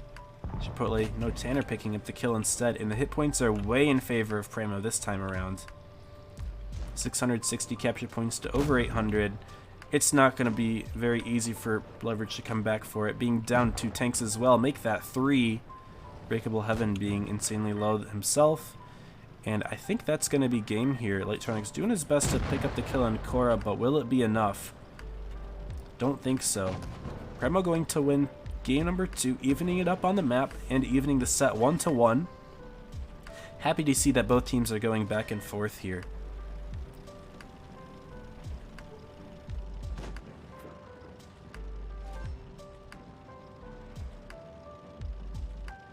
I think that was just a matter of a couple mistakes from Leverage. Not really choosing which tank to go for, and they left Darktronics completely alone over there. N13 was doing his best to cover, but not enough resources left back there. Primo capitalizing on that weak spot. And from there it just kind of snowballed. Leverage didn't really have enough to keep going. Cora doing a nice 4,000 damage. We're going to move on to our next map, Vineyards. As I previously stated, this one is a more asymmetrical map than most that you see in the competitive play. The A base and the B base having their own forms of cover, and both being variably resettable by the other spawn. A much more so than B. If A, you kind of have to get in this one safe spot. In B, there's a safe spot that's a lot more safe than the A safe spot, so looks like that spawn will be held by Primo, so they'll have the advantage of having a safer cap. But Leverage could go for something crazy, who knows? We're going to see similar tank loadouts from what we saw previously, but actually, no, Primo's going to be running a TVP. That is not something that I expected to see. TVP as well as a light, 2 IS-7s and 360s. Leverage opting for 2 IS-7s, 2 60s, 2 T100s, and a Concept 1B. Of course, the Concept's an amazing hold down tank, and I do expect that tank to be placed maybe somewhere near the encounter cap, or on top of maybe like whatever hill they're fighting for. In this case it would be A, could be some sort of place to defend A very passively after capping the base. And I think that Leverage will have the cap advantage, having those double light tanks to immediately grab A. I don't think there's really any way that Primo's going to be able to take that advantage, even having 2 mediums being the LT and the TVP. You're definitely not going to be able to make any reset plays against 2 LTs. 3 seconds left, and let's see how the games go. Game number 3 set is tied 1-1 at the moment. Both teams looking to take the advantage in the set and get one step closer to that $6,000 first place prize.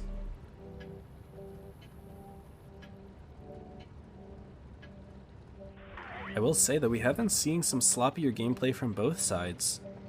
So, of course, both teams will need to step it up for this one. We haven't seen any complete dominance as of yet. Primo is going to be sending Tanner all the way over to the... Is he going to go for an aggressive reset? No, there's no way. There's 2 light tanks on that base. He is going to the ruins area, but he's not going to be able to get any resets. Leverage capping A before Primo even steps foot on the base B here. Mako's gonna go for it actually, but he takes a shot first, so does Tanner. Some quick early bleeds out from Leverage, always good to see. It puts a little bit of fear in Primo, and it also makes them second guess whether or not they can push with those tanks. If Tanner decides to lead a push or something, if Mako decides to lead a push, he'll be an easy target initially. N13 actually doing kind of what I predicted here. He's going to be passive defense on the A side. Great hull down tank. He is going to run into several Primo tanks soon though. If they do decide to continue their push forward, Leverage does have the cap advantage. It is within 80 points, so they don't have to worry about getting more than just 1 kill to take things. However, looks like we are going to see a C capture here from Leverage. Lighttronics getting on the base, Ranger opting to spot here. Will he see Cora in the corner there? Not entirely sure yet. N13's taking a couple hits though. Noticing the Primo push, he's got a little bit of defense here. Breakable Heaven hiding back there, 707 as well. Tommy's gonna bleed a little bit, but he's leading the charge. He does not care. He's going straight for Breakable Heaven. Plenty of Primo tanks getting on the A base, but Mako bleeding again. N13's gonna take some hits of his own here. I like the counter push though from Leverage, sending a couple tanks in from the side. Milo gonna pop one into Steven, although the base has already been stopped. Breakable Heaven surviving for as long as he can over here in the corner. Big miss from Darktronics.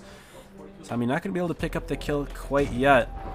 And a Mr. Unbreakable Heaven as well. Come on, I think that was geared towards one of the tanks in the A area, but still a mistake nonetheless. And 13's going to be able to go down very quickly here from Sierra. We're going to see some contention on the B side, but Steven's going to be picked up rather quickly. As is N13 and Unbreakable Heaven. 2 tanks down now from Leverage. They're way up in the hit points though. Picking up Steven and Core to even things out. It's so hard for me to see what's going on, as every side of the map there's something here. 707 falling. Who's the next target from Pramo? Pramo's got so many low hit point tanks, excellent hit point sharing. It's going to be Tanner that falls. No more fancy TVP action. Didn't really get to see that tank shine too well. Pramo is surrounding Darktronics though. They're only down to 4 tanks. It's a 4-on-4, but look at that hit point advantage that Leverage has. Now growing to 2,000, and it starts to matter a lot at the end, especially with 2 light tanks from Leverage able to DPM the hell out of Pramo. Picking up Tommy. They're going to pick up Chipotle very soon here. Now it's just Sierra. Stopping the C base, but it's not going to be enough here. I apologize for the camera work. There were things going on other sides of the map. Everyone was solo. It was hard to pick just one tank, but Sierra's not going to try to run away and stall the game. Not going to make any difference, driving right into the forces of Leverage as they go up 3-1 in the set. Sorry, no, 2-1 in the set, my bad. They do take the advantage, though. PvP for resets, unfortunately, was not utilized as such.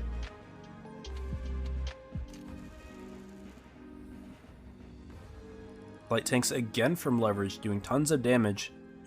Those are very valuable tools to have at the end of the game. Of course, they're useful whenever, for getting those rotations, but especially if you can serve those hit points at the end, they're able to make plays on either side of the map that are very crucial to victories here. We're going to see game 4 now. An interesting strats from Pramo right away. Double 50B, alright. I like it. Keeping the concept. Also, I like it. But so will Leverage. They're going to have a concept of their own. 2 LTs, 2 IS-7s, 2 60s. Nothing super fancy, but I am excited to see what Pramo does with those 50Bs. Are they going to be trapping the town? Are they going to be trapping the A base? Who knows? I do love seeing these more creative strats. 50B, of course, an amazing damage dealer. And whenever you see a 50B, you usually see 2 of them. And they're almost always right next to each other the entire time to get those clips in. 2400 damage in a matter of seconds is enough to change the tide of a game very quickly. Also useful for getting multiple kills in a short amount of time, which of course in competitive is the ultimate goal. You get the kills, you reduce the number of guns that you have on the enemy team, which means that you're able to do a lot more damage in a shorter amount of time than they are.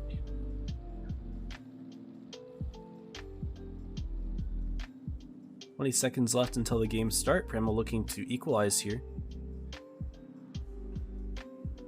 The double LT, I think it's a good idea that Pramo decided to go for it. Getting the initial capture base advantage may be something they go for. Typically we have not seen Pramo running their light tanks together though at the beginning. They tend to do different things. And of course Leverage does that sometimes too, but the double cap is massive. And Pramo may look to imitate that this game. I do want to see where those 50Bs go. Maybe we'll be able to follow Mako or Korra in the opening after we look at the light tanks. Tanner and Steven both look like they are going to the A side. But Ranger and Lightronics might get onto the B base faster. Yeah, no, Pramo's actually not going to double up on the base. Leverage will, taking the early cap lead. Is Pramo going to do something to reset the base?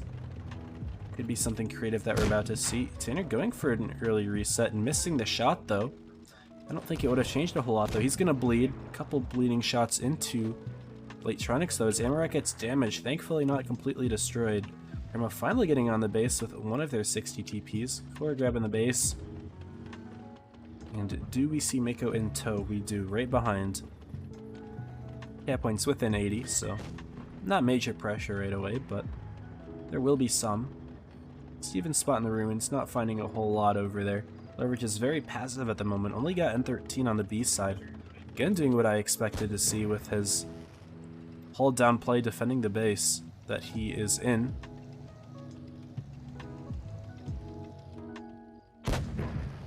And for blind shots, there's nothing there. Prem's going to rotate to the C base, and Leverage is going to find them there. Ranger getting spotted. He may think he's got a one-on-one, but no, Lightronics is here now as well. Will they try to capitalize on this? Tanner's stuck. Tanner is stuck. Lightronics putting in a shot, and Ranger's going to try to watch this down as well. Prem is going to try to save him, though, sending in the LT, sending in the 50Bs. Ranger bleeding a little bit. Will he try to get away? Running into Breakable Heaven, actually, and Pramo seems like they're going to be able to save Tanner. Lightronics now being on his heels. Leverage needs to send their tanks back in. Tommy gonna get onto the C base. But I don't think there's any intention for Pramo to cap it here. They're gonna try to push the advantage. They've bled Lightronics very significantly here. Leverage has kind of abandoned the town, and they're actually looking at Sierra a little bit. What's going on here? No, it's Chip. Chip is the target. He's all alone. Pramo's kind of sitting in the town here. They've got 5 tanks to worry about. And now Chip is all alone. He's going to go down extremely quickly. Sierra doing what he can to help out against a Ranger here who's going to try to go for the 1v1. He's going to out DPM Sierra, and actually Lightronics coming in as well. We see another 2v1 that Sierra losing. First happening on Port Bay, now happening again. And now Leverage is way up on the hit points. 1500 at the moment. They've taken A and B. They're up on the capture points. Mako's going to go down to Darktronics here most likely. No, actually... Breakable Heaven getting the kill here, but Korra will be the next of all. He looks like he's lit on fire at the moment. And completely out-brawled again, Leverage doing an excellent job with their double light tank play. Steven may be able to pick up Ranger. No, he's getting 2v1'd as well. Lightronics doing his best to help out. Darktronics stepping onto the C base, but I don't think that's what matters here. Tanner will fall to Darktronics. Hit those shots. No bouncing off of Tanner. Interesting plays there. Will Breakable Heaven get the kill? Nope. But he's just holding on for as long as he can. Tommy goes down. Steven will fall to Ranger here, and now it's just Tanner. Doesn't even matter. Leverage winning again. Now they're up 3-1. Winning both games on the asymmetrical map, so you can't really have the excuse of, oh, we had the worst spawn. Pramo can't make that excuse because they lost on both spawns. Leverage is just out-brawling Pramo right now, and they are up. I don't know if I would call this an upset or not, but I mean, of course, Pramo's a great team. And to see the brand new team Leverage, well, brand new team Leverage, winning that one so convincingly, I don't know if I can call it an upset or not, but we're going to see another map change. Wintermal now. We have seen it previously. I don't remember if we've seen either of these clans in particular play on it, but we will see a Maelstrom Leverage, which is something that you do see every so often, but I mean, this is more of a mobile map, so having that mouse in there makes you wonder if they're going to play more towards the city side, or if he's just going to anchor something while they put everyone else somewhere else. Thanks to the follow, Isaac. So yeah, don't know what the mouse will be.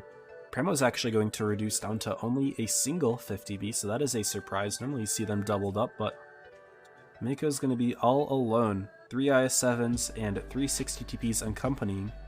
We're not going to see any light tanks on this game here, which again does surprise me because I think that mobility is pretty useful in Wintermal, but clearly both of these teams know something that I don't, and I mean, I am more inclined to believe them over my own like preconceived notions about the map. I haven't played competitive in a few years now, although I do think that I'm familiar enough with it to give my analysis, and hopefully you do think it's useful. Clearly, yeah, both of these clans know something that I don't. So, game number 5 here. Pramo's got to get back in it here, as Leverage is only 2 games away from winning the entire tournament. Pramo still needs to win 4 of them. I wouldn't count Pramo out, though. They came back from a 3-1 deficit to bring things to a tiebreaker yesterday against Leverage. And, I mean, there's no reason for me to think they can't do the same thing here. They dominated on Alpenstadt yesterday. Will they dominate on Wintermal today? Entirely possible. Looks like Pramo's going to be sending a couple tanks on either side of the map. They're 50B, 60B going towards the seaside. Whereas Leverage is sending almost everyone, yeah, basically everyone to the A area. Darktronics may be sort of an anchor here in the town to prevent anyone from Pramo being able to farm the A area from the middle. That's kind of what Tommy and Chipotle were thinking about doing. I like Milo's very aggressive positioning here onto the ramp side. He's going to take a hit for it, but Korra getting punished.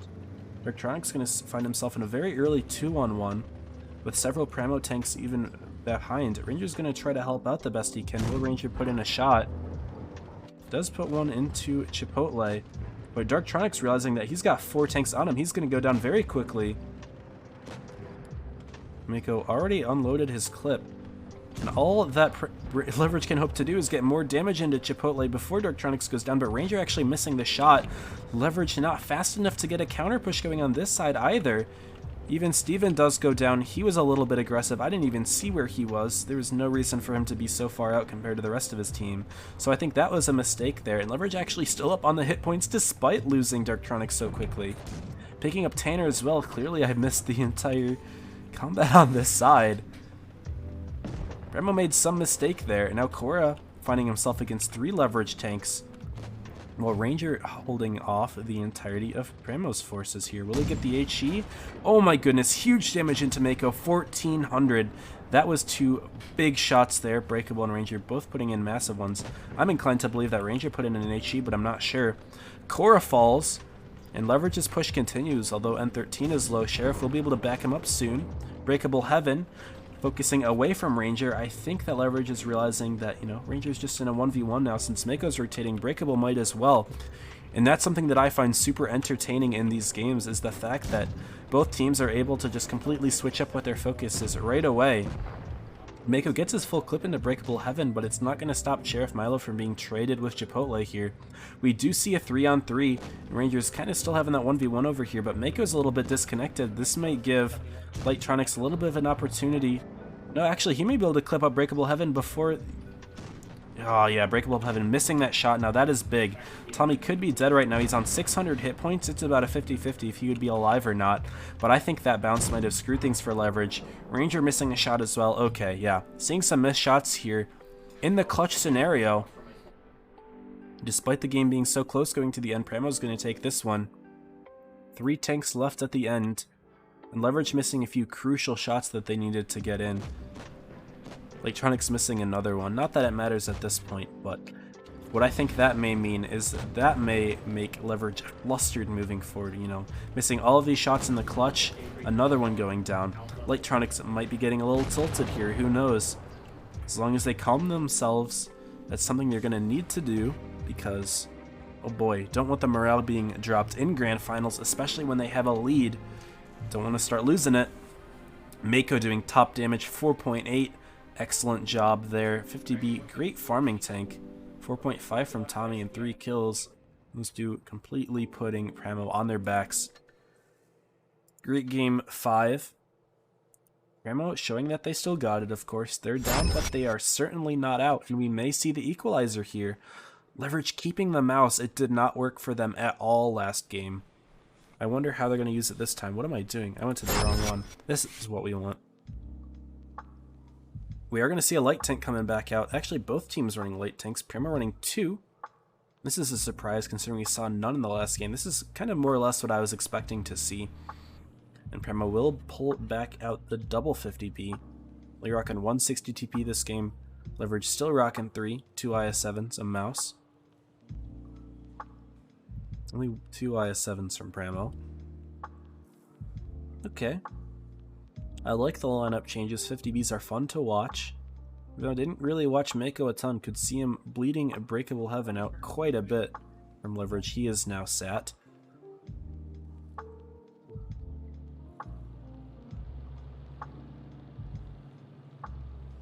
"30 seconds left until the game begins. Looks like Pramo may be poised to equalize. I'm not sure if the mouse is the right play for Leverage. I mean, don't really know what its role is. I mean, I think he did a decent job of delaying Pramo, but only for so long. They had 4 tanks on him. He bled very fast. I think it was more Ranger who kind of kept them from pushing for as long as they did, but didn't matter either way. Game number 6 about to begin here. Here we are.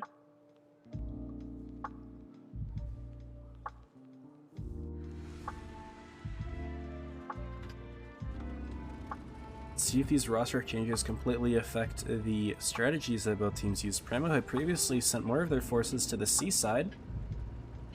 Will they do that again? will Leverage go hard A again? Primo's going to bring their double LTs together to the A side.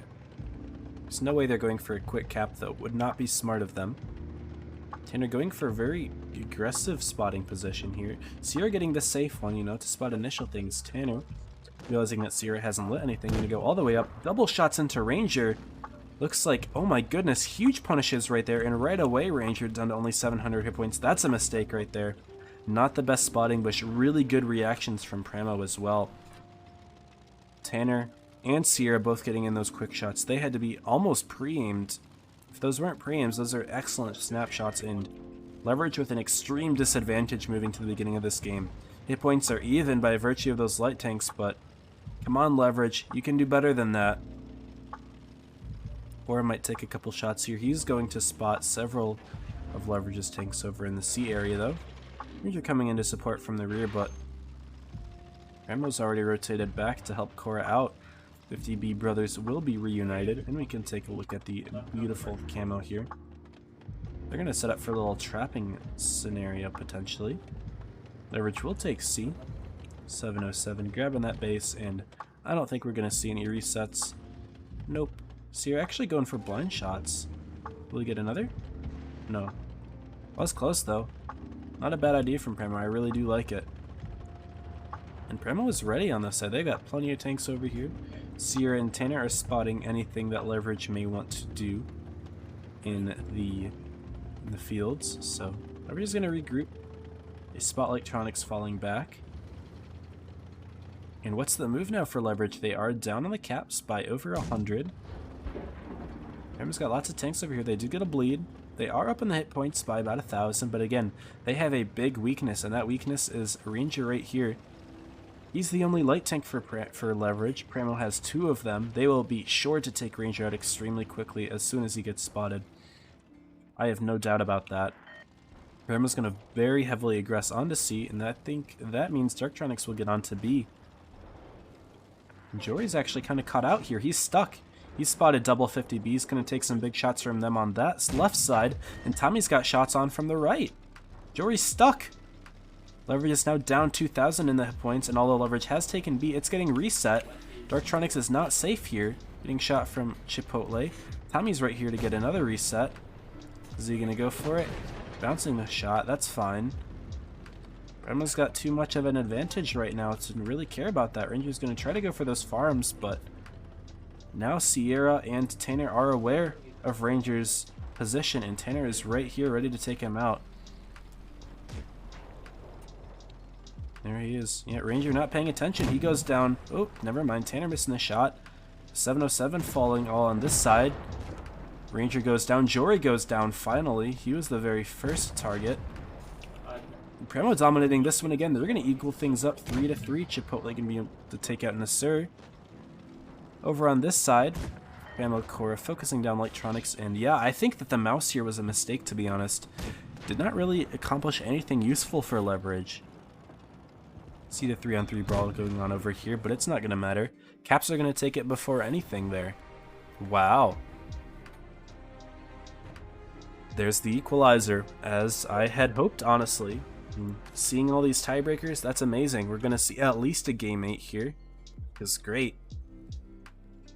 But we're going to move on to Fort Despair. Leverage.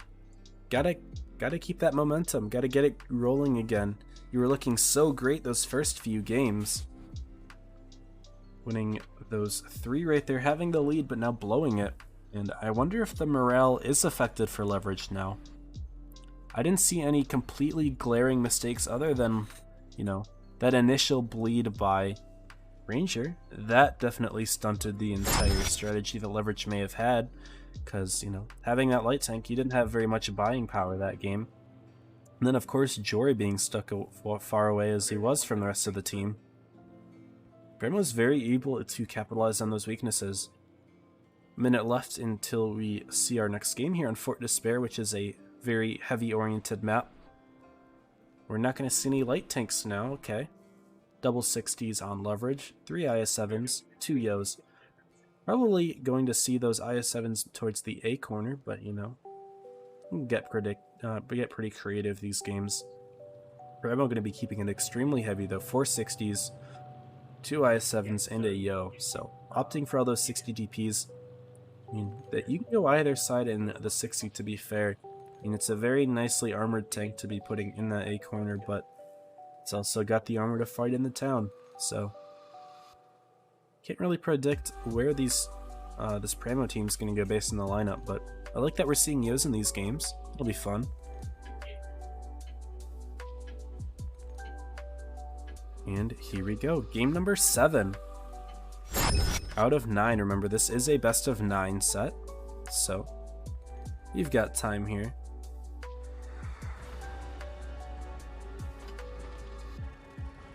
Hopefully we will see a game 9 tiebreaker, because that would be lots of fun.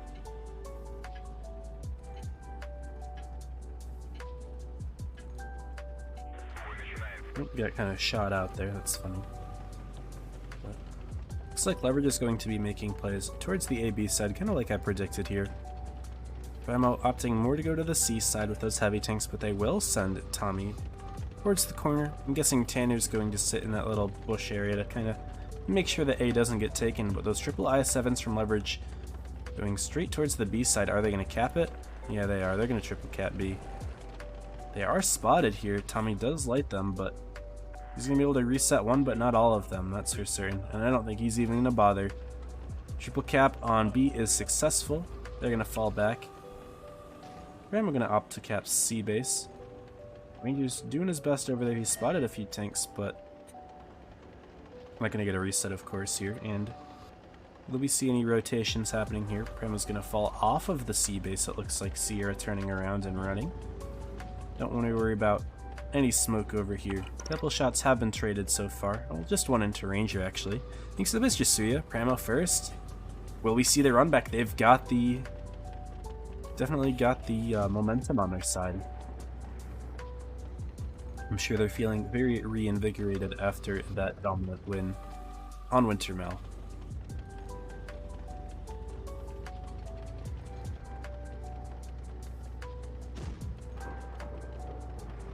Some more shots being taken, but nothing crazy yet. Looks like Leverage is not really opting to move a whole lot, and Ranger's bleeding again.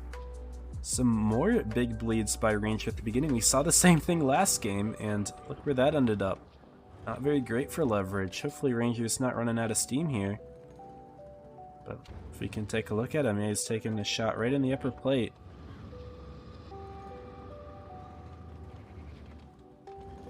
And maybe Primo will be able to exploit this weakness somehow.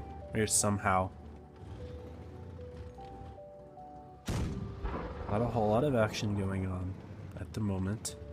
Tommy's still kind of situated as far away as he is. He might actually move away now. He is spotted. Will Milo get a punishing shot?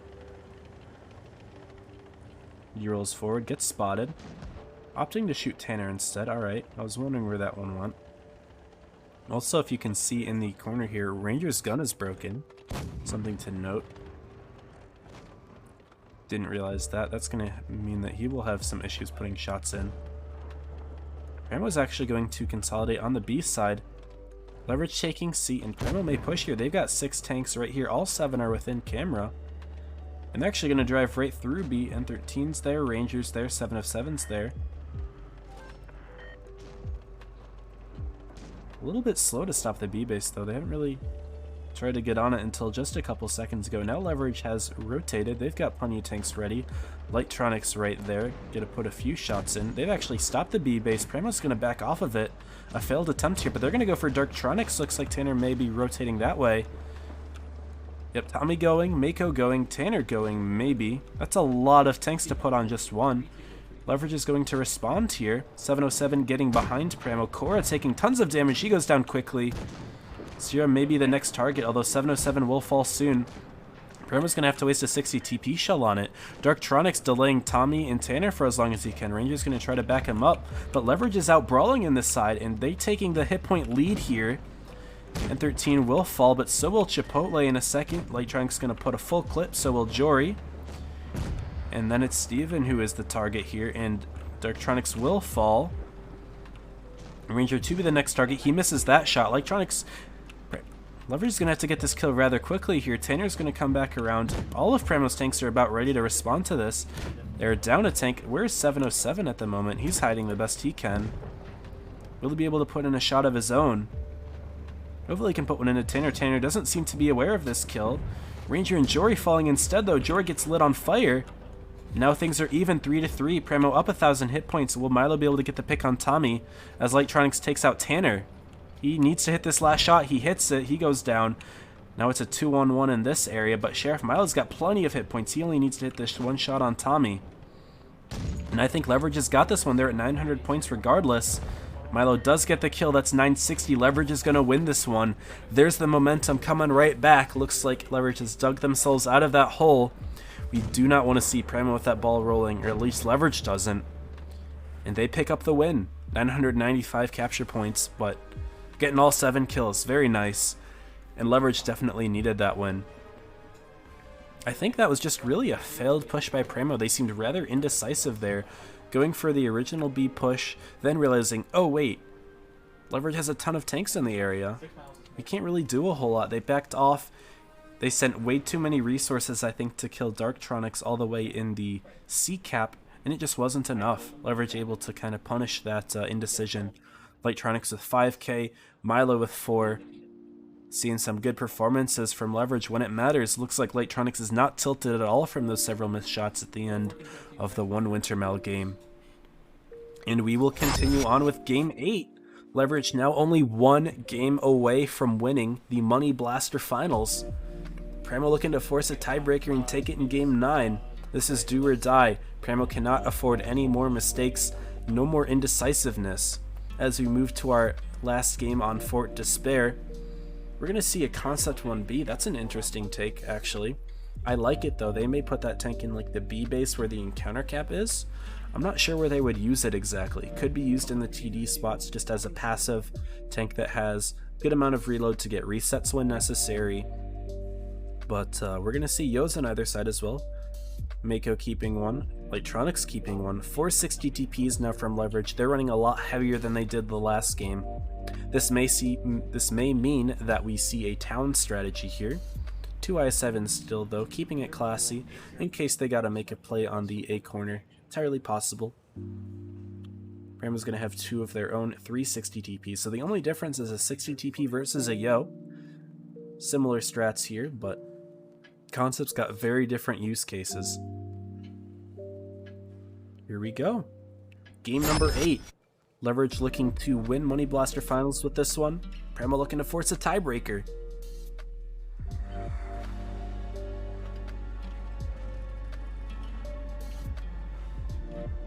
Fishy, I do appreciate your analysis in the comments, by the way. It is good to have you in here. Welcome, welcome.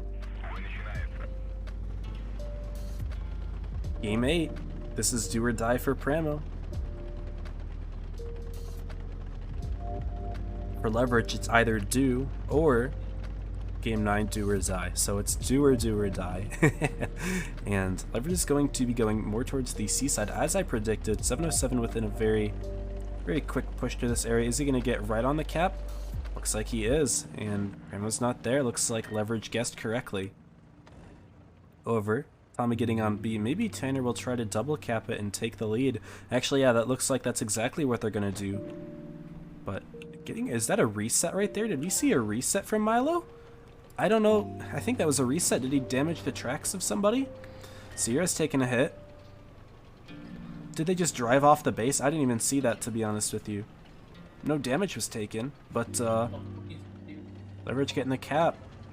There you go. And now Pramo has got to push it. That's pretty significant. Props to Milo if that were the case.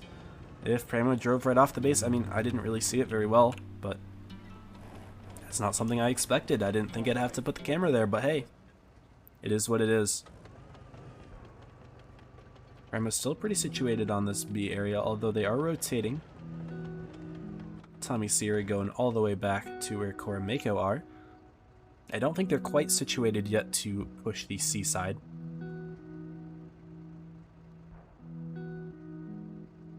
Leverage is going to keep all their tanks here. They've got 2 of them in the cubby hole, breakable, and M13. Looks like they have not put Ranger in that position. Ranger's not going to be the tank to be here anymore.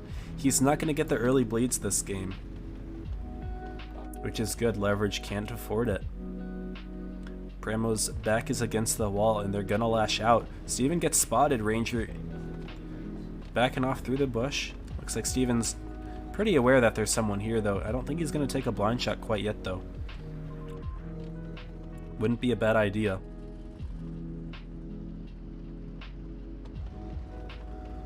Tension is rising, as the capture points are within 15 of each other, but steadily increasing, passing the 500 mark. And that is the exciting thing about Supremacy, is you have to see action. It can't just be a camp the whole 7 minutes thing. Doesn't work like that. Looks like Latetronics, who was previously situated all the way back in the corner, he's going to rotate again to C side. It looks like they are predicting a Pramo push in the C area, and they do not want that to happen. They don't want to let that base go. They're not going to worry about B cap. And 707 may spot Tommy here. Somebody does. One of those cubbyhole tanks, perhaps. And Tommy getting shot. Big punishes there. Holy cow. Ton of damage. 1800 into Tommy. Looks like Leverage was ready for that. They got Lightronics there, Darktronics there. Big shots into him, and that is the bleed that Leverage needed. Primo putting all of their resources into the AB side, but Leverage just simply isn't there. Milo getting kind of caught out, but he's going to hold as hard as he can here. He's in a pretty good spot as well. This little hole is... Hill is hiding his lower plate. He's able to get in a shot. The question is not whether or not he will go down. It's a matter of when, and he can hold on as long as he can here. As Leverage picks up Tommy, and they continue to push through 3 tanks to Sierra. And Pramo's just completely lost here. They're sitting on the A base. Tanner, you don't have time for that. 800 points for Leverage. You need to start getting kills. Milo will go down, and they can focus Ranger soon, but Mako's very low himself. Milo's going to focus his energy there. For some reason, Ranger's shooting Cora instead. Maybe a little bit of a mistake.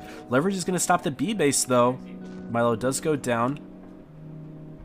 But Leverage is up a tank right now. Ranger doing the best he can to fall back. He is delaying all of Pramo's forces as long as he can. Another big shot into Mako.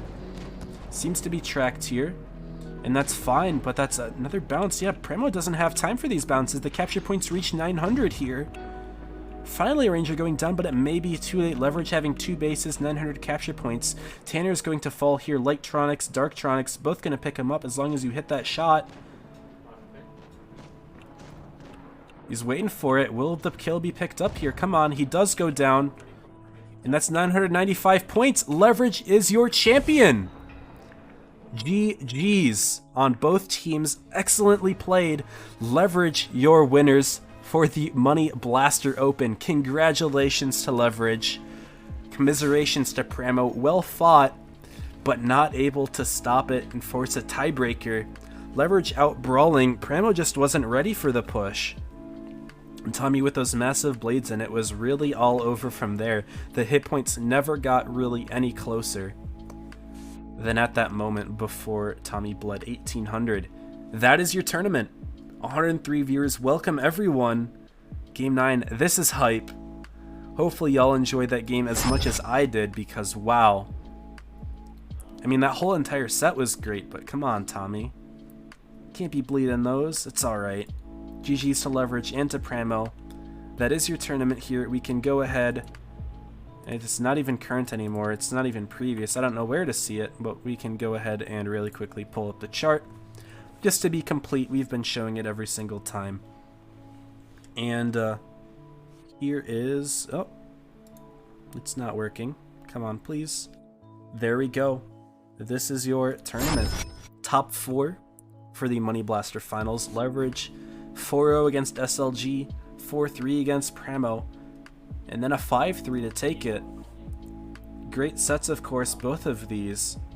Pramo doing their best to equalize, and of course forcing that game 7 and 8, but man, not enough. Oof, what a tournament. This was a blast. I hope that y'all enjoyed this as much as I did. I've been doing this, of course, every day this week, so I've been very involved in it, and I've actually been following Leverage for most of the tournament, to be honest. I followed them on days 1 and 2, and then of course when we had top 4. I didn't quite stream this set, but, you know, we've had the privilege of watching Leverage play the entire tournament through, and I hope that y'all enjoyed the ride as much as I did, and looking forward to the next tournament. This was excellent. I'll go ahead and play a couple games here. Let me go ahead and go back to my in-game overlay.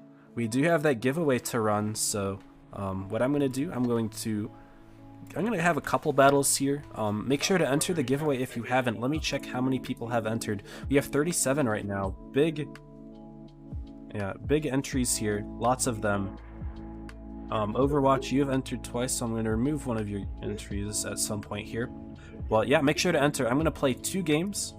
We are going to close the giveaway at the end of the second game. We're going to run it, and then, yeah, that'll be the end of the stream. I really hope that y'all enjoyed it, though. That was a blast. Leverage on top. Yes. GG's. They definitely deserve the win. Congrats, everyone in Leverage, with those $600. Frickin' G's. Wow. Thanks for the bits, Jasuya. Great stream. I'm sad. Hey, I appreciate the bits. Bummer that your team didn't win, but I hope that you enjoyed the sets regardless. Mac and Main, get banned. Oh man, what a set. Alright, I am too, like, energetic right now to focus on this game. Thank you, Rob, for taking care of him. Ranger for MVP. Hey man, despite those early bleeds, those couple games, I mean, Ramo did well, but not enough. Where's their grill? Is there grill over here?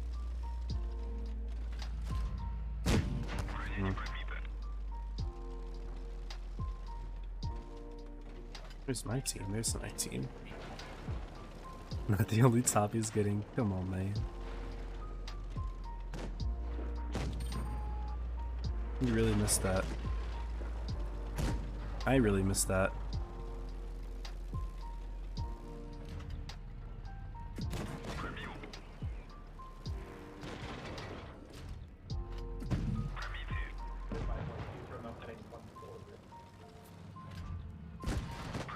Oh, I got the track, but it didn't mess up his shot. Feels bad. Track him again, though. Why the hell not? Name correct. Yes, Ranger, congratulations on winning. Congrats to everyone in Leverage. I don't think I don't have an interview prepared. Ranger, do you want to hop in voice? Let's have that, actually. Ranger, hop in voice.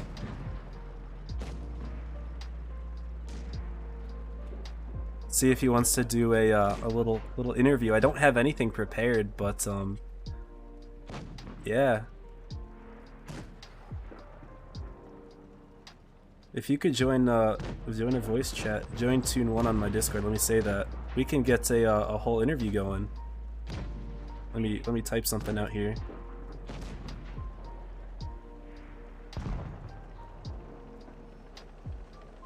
Yeah, let's go over this. This is gonna be great. Let me wait a second here. Sorry.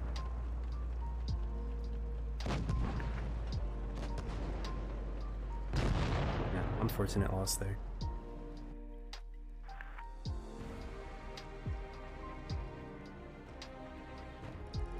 On Ranger.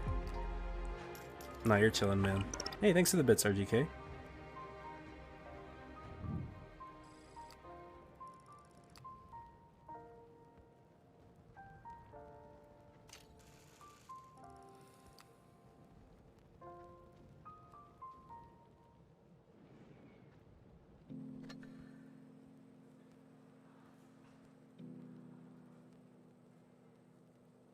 Oh my dear lord. Yo, Ranger. Oh, shit. Hop into a different platoon. Let's do terrifying. platoon tune. Sorry. I'll move him. He joined the Void server. Oh, sorry. I was going for my Discord. I didn't realize you were here. My bad. Dude, congrats on your win. Yo, let's go. Thank you. How are you feeling right now? Dude, we put in a lot of work, bro. Let me tell you. How many hours a week would you say? We scrimmed probably 6 days a week, most of the weeks. Wow, 6 days a week. Who'd you play So against? it would be six. It would be like 6 days a week. Mm-hmm. Some maybe 5 sometimes between tournaments and that. 2-hour scrims. Wow. Okay, yeah, I see. We Did put you in have a lot of work. Mhm. Dude. Do you have any But maps it- in particular that you were like scared about, or I don't. We're comfortable on just about every map. Mhm. We definitely played a couple of them poorly, but Yeah, I mean, I'd say it went well. For yeah, the it most happens. part. Absolutely. No, I thought you guys did great. I had the most fun watching your game 7 yesterday against Pramo. That was awesome to watch. Did you have something like that prepared? Game 7, bro. That game, I didn't think that was gonna go to a tiebreaker. I thought we were gonna win that first Yeah. Alpin stat, but that was that was a that was a that was a grueler of a series. That was a great series. They Absolutely. Pramo plays very well, so it's Mhm. definitely always fun to play them. I like the challenge. So Yeah, gotta give props to Primo, of course. They did a great job, but a no, little bit yes, poetic, I they would are a say, great you team. know. You've broken away from the family and then win as soon as you do it. And it's gotta feel pretty good, right?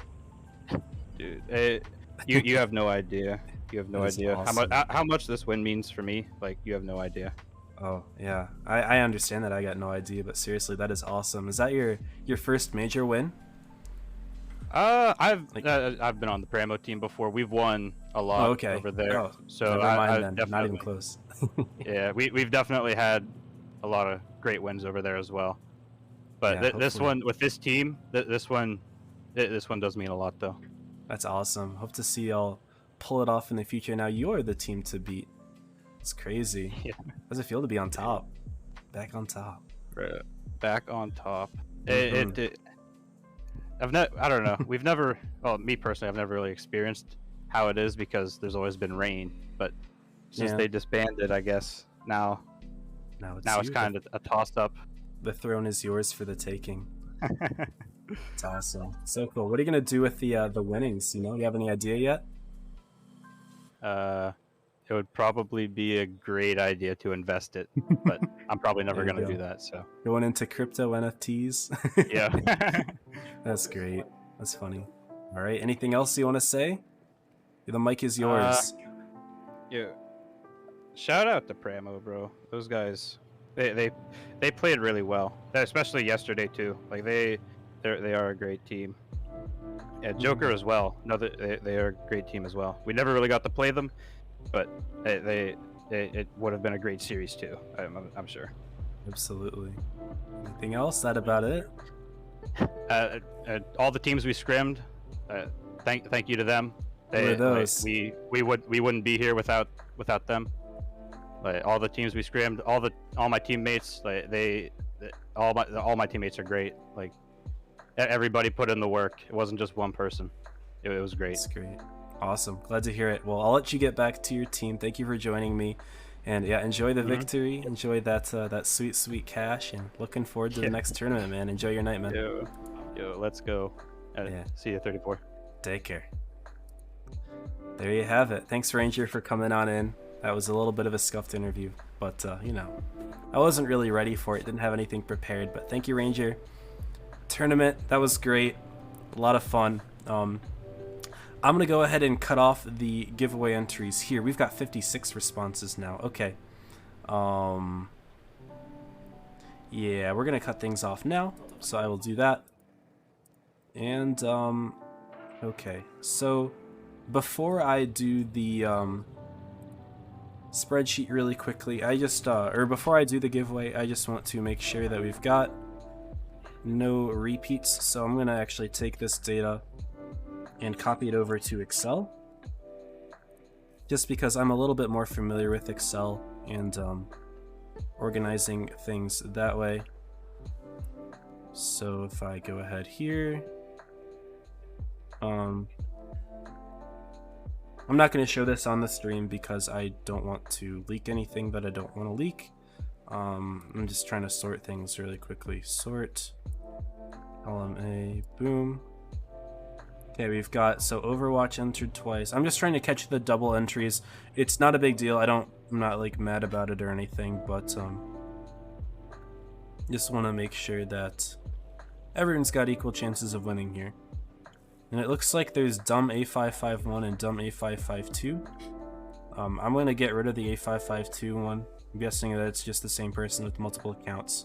But giveaway is closed. Alright, let me go ahead and read those out.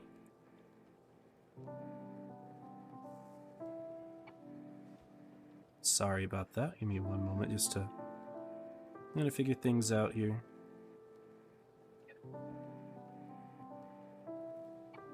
And then, yeah, get rid of one of those Overwatches. Let's get rid of this one. Boom. Oh. Cannot cut from data, use copy instead. Okay. Alright. So we have got 55 or 54 entries to the giveaway then, getting rid of those duplicates. We will go ahead and get the random number generator going. So let me share my screen. Here we are, random number generator. These are all of our entries, 2 through 55. And we'll go ahead and get that set up in here. So we go again. 10 numbers between 2 and 55. Let's go ahead and get it. Good luck to the giveaway entrance. Unique numbers by value ascending. Let's get it. Alright. 2. 10. Congrats, War Criminal. 13. That's an interesting username. 19. Go Climb a Rock. Congrats. Also Caps. Congrats. Ninja Parrot. Lots of people that have been around here for a while. That's great. RT. 29.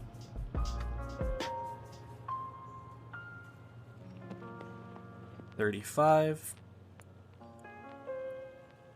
41.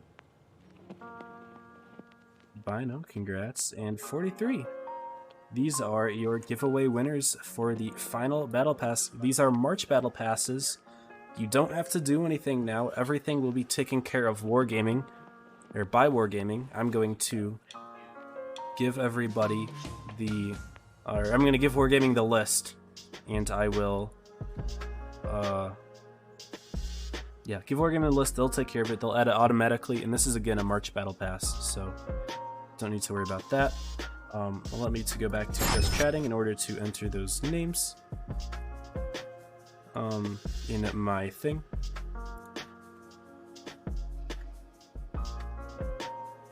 One moment here, and then I think we'll go ahead and wrap things up.